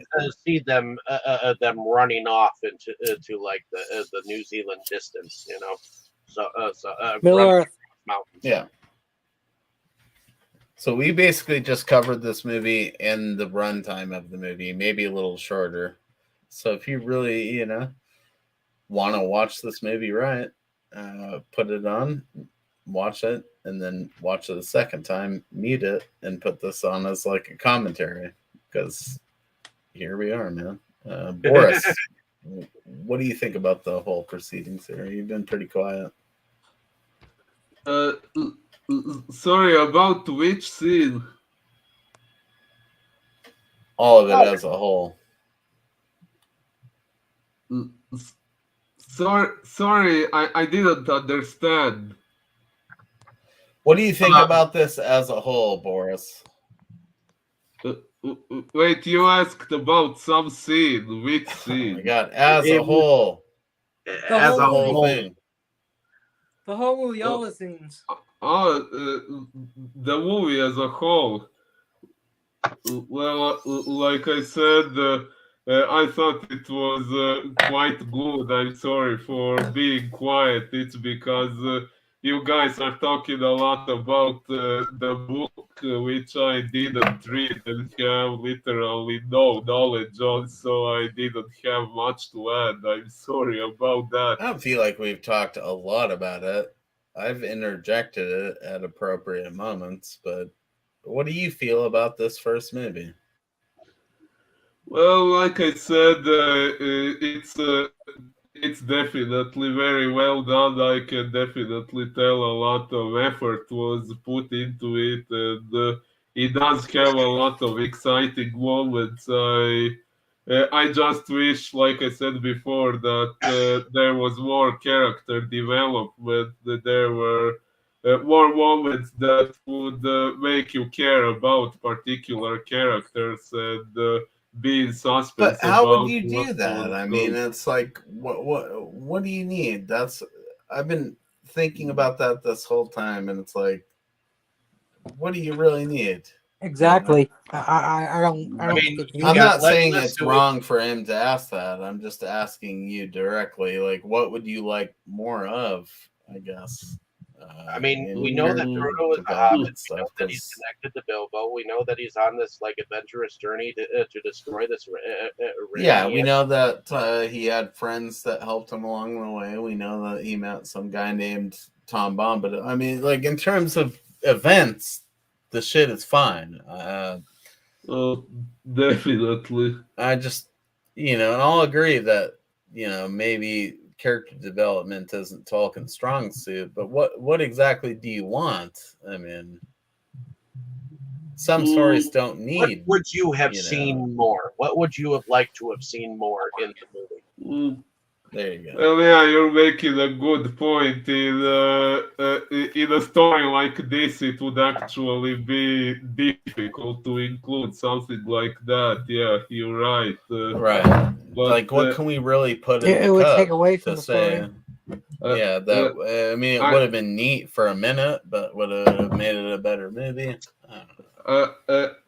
I don't know. Maybe characters having some personal goals to fight for, something they would be more emotional about, not just them all just doing what's their duty to do. If you see what I mean. That's Oh, fair. like Merry and Pippin just like happening along just like that. See, but After again, that's a beginning consequence was of the a major movie part of the making them journey. seem like last minute addition characters. Merry and Pippin were the ones that really orchestrated Frodo moving out of the Shire. Uh, I know, and I Uh, think it's at this moment that I would like to say that I think that Peter Jackson expected that most people already knew the characters and their relationships with each other. So what he assumed everyone had already read the book. yeah, I mean most Okay. audiences who go and see oh, this movie. definitely Peter Jackson read the books, dude. No, I have no doubt about that, but he really thought before this movie was made that most people would have already read the book. Well, that would have been the Yeah, start. dude, it was required reading for one thing for a lot of us in Not fucking me. grade school. Oh, oh, I So wish it there's was. oh, a oh, precedent to be set for people assuming that you guys have read this shit. I mean, it's kind of like oh, when I find someone that hasn't read the Diary of Anne Frank or like I where haven't the read red that. fern grows. It's like what are you doing with your I haven't life? read those. Well, stop fucking wasting time yeah, and then do it, maybe it dude. has something to maybe it has something to do then with me being from a different country and different things being obligatory Maybe, reads No, in but there are certain schools literary things over. that are the things you no, should dude. Yeah. I'm read, in the man. same country as him, and I haven't read those books, so just different. That literally says nothing. Most Uh, people that went to school read them, dude. So I went to you're school. on a very small fucking fringe element that didn't Went read to this. No, school of you're a lot younger than me, so you're in a different It generation. has nothing to do with that, dude. It Most has of the to do with books that age. I Of read course in it school does. fucking came from the There was 1940s. none of those books were in my So school. bullshit. Absolute bullshit. Then why didn't I read them? I would I read every fucking book I literally could. fucking bet you money that they were offered in your school. No, they and weren't. probably part of the No, required they fucking weren't. curriculum, but you Mr. just didn't do Know-it-all. it. It's not a know-it-all thing. It You're is a just being a know-it-all fucking thing. obtuse I tell you asshole. something Like about you my think being childhood, purposely and obtuse you is ignore gonna me make saying, you "Oh, it was definitely there." like in your somehow win childhood. the argument. There was Everybody no else in argument. The truth is the Dave, truth, And I'm saying the truth because I was How there many of and these you books wasn't. that we've talked about that were You were standard not reading there. in school have we read? Lord of the Rings was standard reading in my school, so Yeah. I And don't again, know. you're Most the same books age as were, Mo. a lot of books were I mean- standard reading. But Kroll always does this thing where he gets like Where mad and Troll then he knows tries what to he's fucking announce talking that about he's because he was older or fucking whatever. there. And then Stop he just gets fucking It's telling me very belligerent about like my he's life. that doing. his school I mean, had that's a not going to different work curriculum. right now, dude. Stop telling me about my life. This is fucking End of it. Tolkien. You're End not of it. gonna. You're End not of gonna. End of it. That's not how this End of works, it. No, motherfucker. this doesn't You work. can I leave will the take chat. the rings of Fuck Mordor. you. Stop. You can leave the chat, dude. Right. Guaranteed, I will Dave's gonna take the fucking You rings. take don't me in here fucking instead tell of me about you. my life. I will You're take not the gonna be rings. just an obnoxious cunt and get your way. You're in being here. a douchebag That's as not- usual. that's not how I that will You works. take the fucking rings. know it all. I That's not know how that I works. know it all. I know everything. You just didn't know what Let we me were have another talking drink. about, so now you're mad. Squabbling squabs. You guys are Fucking This is tired squabbling of it, it. dude. squabs. I mean, you can Don't cry fucking about tell it, me but I lived. no one's telling you anything. You're Yeah, being you a are, fucking you fucking gigantic, know-it-all. Fine, I obnoxious will take the asshole ring. out of nowhere for You no fucking reason. know it all as always. I will take No. the ring of Mordor. It's the end of story. Dude, are you I fucking said that a serious? while You're gonna ago. sit here and fucking And just Big let this Mouth guy doesn't act want like to shut the this? fuck up. Nobody's talking about guys you, dude. quit? Nobody even fucking at all disagreed with you. You're just being a gigantic, pathetic fucking weasel No, like you you always didn't. You are. fucking directly Nobody said the anything opposite of against I what you were said. saying. You Nobody said the said complete opposite anything of what I said. against Oh, I what you were guarantee saying. it We was in your disagreed with you school. for a Blah minute. blah blah. Dave, are you gonna Jeez. sit here and fucking deal with this? You will be Deal with chosen you. last You're the out of the motherfucker that two does of it. us at the end of the day. I don't give a fuck You're the what Dave motherfucker says that right does now. it. Absolutely I will- guaranteed I'll be the one left here at the end of the day and you will be gone. So I are don't you give a flying seriously fuck. gonna Suck fucking my- be this suck way my about dick. it? You absolute Suck fucking my dick. fucktard. You're gonna sit there and Suck be my that dick. pathetic and fucking insecure You're a that you're gonna fucking sit there and asshole. try to attack me like this, you motherfucker? Are you You're fucking fucking being a serious? douchebag as usual. Are all of you guys fucking serious talking to me right now? Have I have another been drink. here every fucking day and supported this shit. I never did anything to this fucking weird, insecure asshole right now. Are you going to sit there and say that I actually instigated this when we were just casually talking about Lord of the Rings? Yeah, At what sorry, point at did I which, fucking make this shit at all acceptable? at Are you which kidding with point this asshole right did, now? You're the one inside this fucking bullshit. Nobody did anything to you, dude. Look, You're just You over there did. fucking throwing a temper tantrum like a little cunt. Can we You're the just fucking settle- one that's been throwing your You fucking do what weight you around do, that man. I You fucking just You know. do settle what down you do. one It's I've like been you're friends arguing with about these fucking guys for Gandalf. fucking years Jeez. before he's you not got the in ninth here. fucking person. It's This guy's all it's the fucking insecure about his goal. shit. Who the fuck is Jeez. doing any of this? We were talking about Lord of the Rings, and you absolutely went off on some You were tangent. talking about it being in school, none and I of said you it are wasn't going in my school. And he said, I Oh, well, guarantee tough it was. shit for you, you Doing your little fucking whiner. bullshit. I know You're everything. still sitting here making this Routine. about you?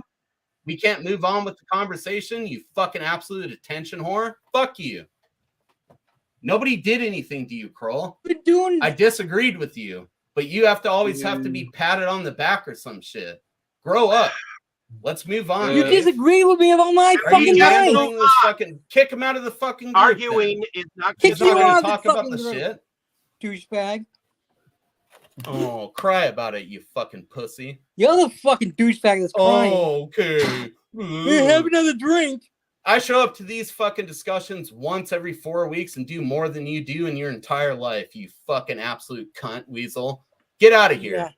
Okay, fuck Fucking you moving in faggot. here thinking you have anything to say. Nobody did anything to you. We were being Fuck cool off. to you. If you can't handle someone disagreeing with you, grow the fuck up and find another hobby. We disagree with each other all the time. I mean, over they here. disagree all the time. He doesn't fucking. Oh, he doesn't okay. fucking Yeah, but act they like, let you tell me run what on happened your in my fucking life. tangents and act like an absolute You're cunt a fucking fucking know-it-all, and you're fucking always a know-it-all, and you always be a know-it-all. No, we're not doing this, Dave. Can't we Kick just him out or I'm continue the leaving. discussion? That's it. Jeez, at which Go. point did this get serious? And Nobody knows. why? Kroll fucking took some issue to some comment somebody Because made he and had to fucking fucking get all up in his rule feelings. over everything and knows everything. What a fucking pussy. That's your why. Kroll, Mo, take your feud and take it off elsewhere. Do not disrespect this podcast. Let's Dude, without us, Continue. Dave, you wouldn't have a fucking podcast. I know. So why don't you actually make a decision once about people that actually are loyal to you, and say me, what the who's fuck here is every going Sunday? on? You gonna let this little cunt that you fucking Like found me, who's while here you were every Sunday? hanging out with me one night sit here and fucking treat people like this in our podcast? Jeez. This is ours, motherfucker. We were here a long time before Kroll was here. I didn't do shit to that dickhole right now. I thought You're gonna make me feel like I have to somehow fucking plead my case. Fuck you. You know? I'm not making you plead no case or nothing. I said nothing to that dude. We disagreed. But everybody wants to sit here and fucking placate him the entire time. This was not supposed to be drama. This was a fun discussion we were having right here. And I'm sorry that it was. I didn't do it. Well, wind the fucking tape back. I'd like to see the point where I actually did anything that warranted that cunt's reaction to that. Are you fucking kidding me? We're talking about movies. Maybe, okay, I'm not sure, but maybe his original reaction wasn't intended to be taken so seriously, although I'm honestly not sure anymore. Me, dude. Well, let's continue. We're into production. Sorry I about don't even that. give a fuck anymore, honestly, man. Honestly, it feels like that you were willing to just let that continue while we sorted it out, instead of it being your show and just telling somebody to stop. You know, you got to do that, Dave. This is your show. You can't let that kind of shit happen. I don't feel like I did anything to that guy, and I don't really care anymore. No, it's not for you guys to be the defining judge and jury on that. Honestly, I wasn't doing anything hostile, so I don't know why that guy fucking decided to get that way about it. But I'm not going to be talked into a corner. I get it. You know, somebody at some point, as the orchestrator of the show, should have said, "That's the end of it. That's it." I tried to say that's the end of it. Let's move on, but he wasn't. That's why he got. Who was the aggressor? I mean, I was not fucking pushing that shit. I kept trying to fucking divert my way out of it. I know, and I was trying going on. I mean, at some point, eject the dude and let him fucking cool off. That's why he's not here, and you still are. So he has just left the Facebook group. Good for fucking him. If that's his solution to it, that's his own choice. You know how many times I've fucking disagreed with Dave or different people in here and never made a scene or like went on with my life and never, did any of that shit? I'm the only person who seems to talk to Dustin when he's making it lame for everybody else. But I'm still here, man. If you're not willing to still be here. I tried to divert it back to the discussion. That didn't work. So that's why he's not here and you're stupid. I'm going to have a blast listening to this later and finding that moment where it, for some reason, turned into a hostile thing for that dude. Because I feel like we were just talking about Lord of the Rings, and I disagreed with him one too many times, and he felt that meant that it had to derail the entire conversation. I don't know what the fuck I'm talking about, dude. I make mistakes like anybody else. I have my own opinions, but I just get tired of fucking giving into the fanboy mentality of like, oh, because I like one thing about it, that means that I've got to like all things about it. And I'm not that type of fan either. You're not that type of fan, Dave. I've seen you love things and point out things you also don't like about it. I mean, I'm over it, man. All right, well, let's continue with production. Let's at least get that stuff out of the way. Great production, great writing. I thought the production was good. It was good all around. It was a great fucking movie. Great fucking cast. Great fucking location. And kudos for Peter Jackson for bringing an adaptation to the screen. Sorry about all that stuff. But how about you, Boris? What did you think about the production? The production was by all means amazing. Of course, there is there is not a single thing I can complain about when it comes to the production. And of course, if it wasn't that way, the movie probably wouldn't be such a classic and so well known and loved by the whole world. So yeah, the production is perfect, really. Okay. What about you, Mo? What did you, or did you I mean, expound upon it? I pretty much echo all of Boris's sentiments. When I think of production value or, people going to the absolute limit to make a movie look exactly the way you imagined it, it's Lord of the Rings. The entire trilogy. It's just the Marvel movies haven't taken that care. None of them have taken that care that the Lord of the Rings movies did. And even the Hobbit movies. As much as I don't like those movies for what they are, aesthetically, they kept it true. Oh yeah, I agree.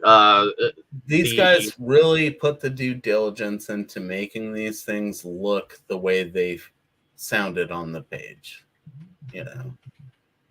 So for production and effects and everything like that, even with all the CGI in the second trilogy, this first trilogy has to win all the fucking awards, because it's the best practical effects at the time as well as the best CG effects at the time. So absolute masterpiece. I agree. I can't say enough about the production. I think this is like almost a perfect masterpiece from what we will get of the series, like you said before. So, I guess we can move into music, which I actually think that the orchestral music. Share your thoughts, man. I don't know. I'm not.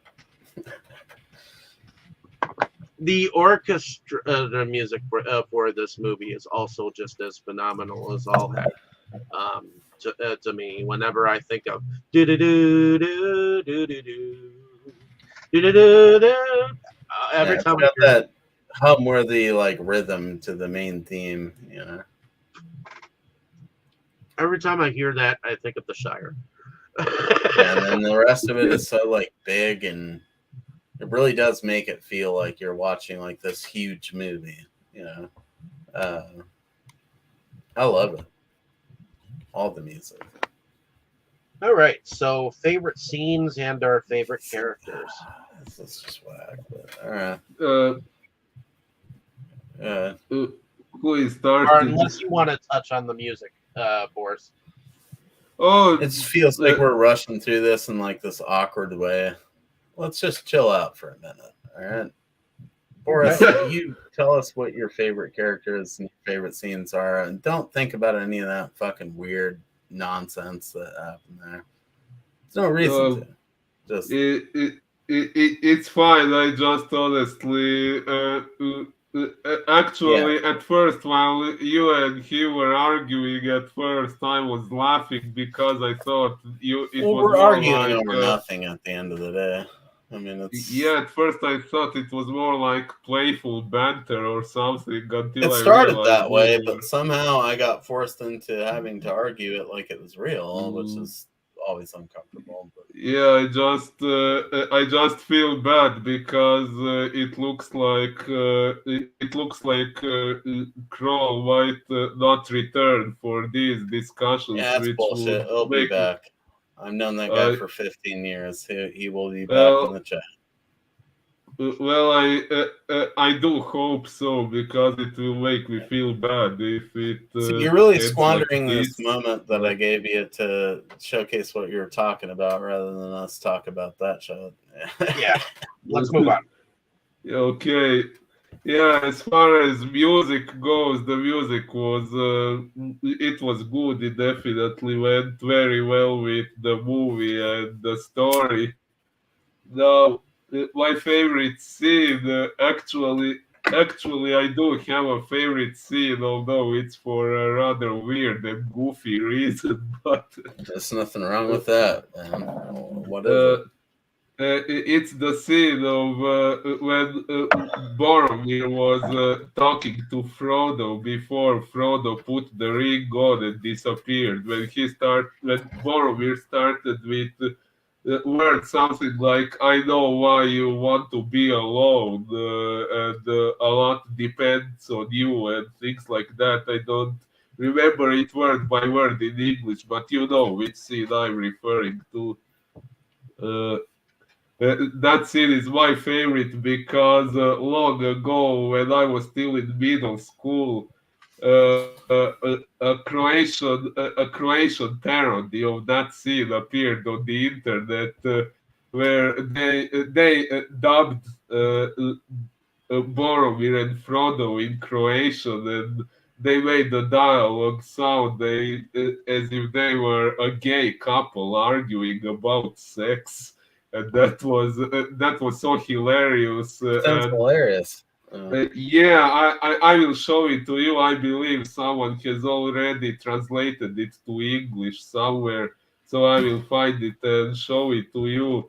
But yeah, here in Croatia, whenever Yeah, I don't that know, man. scene, Honestly, we should probably figure out the end of this episode and then just talk for a bit.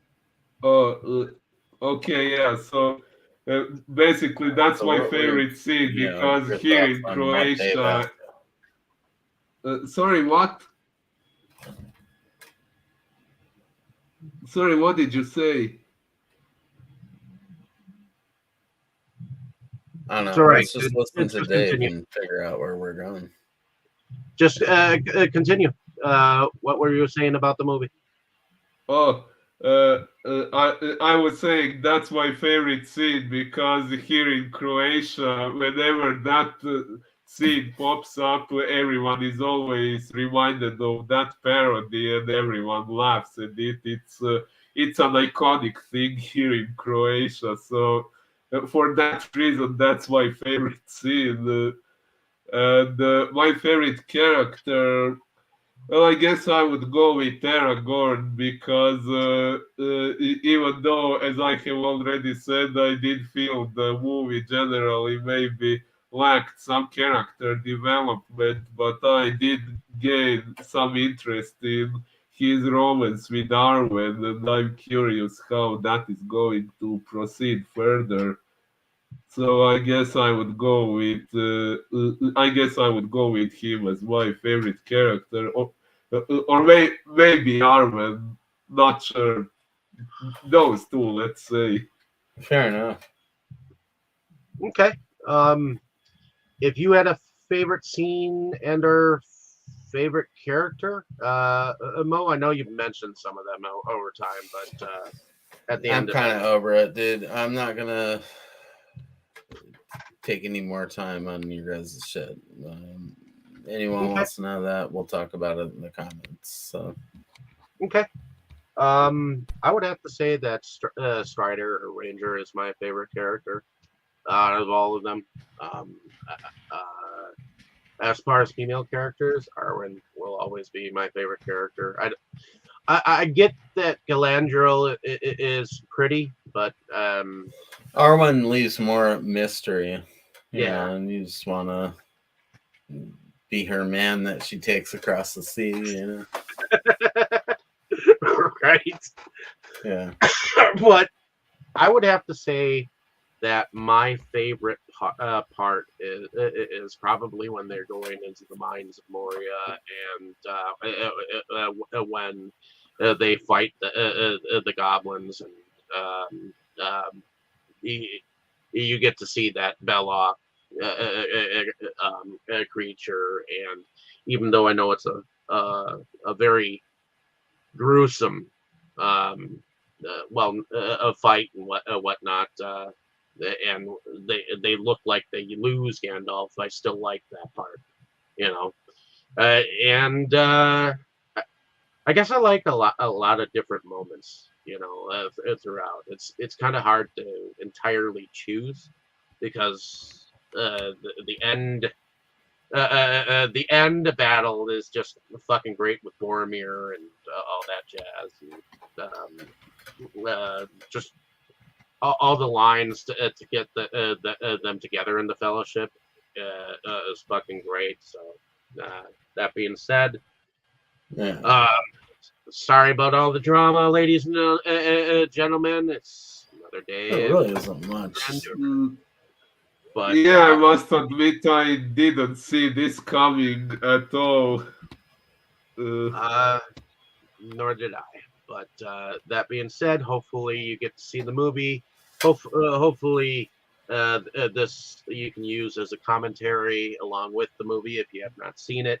And we'll I don't know definitely. why you're just not resolved to edit that out and put a better outro into it. It's. I mean, you can do that. Yeah, I think that that's what's gonna end up happening anyways. So, but in any case, We'll talk hopefully, more about that off the air, obviously. But since it's been Definitely. mentioned so many fucking times on the air, I feel like obligated to say something. It doesn't need to be as bad as it is. But like, share, and subscribe. Hopefully, you can let us know down in the comments what you thought of our discussion, and we'll definitely be back to continue discussing Lord of the Rings, the rest of it, regardless, because that's how we planned it. So, we'll be back next week, and hopefully, you, the audience out there, will return with us. So everyone, say good night. Good Good night. night.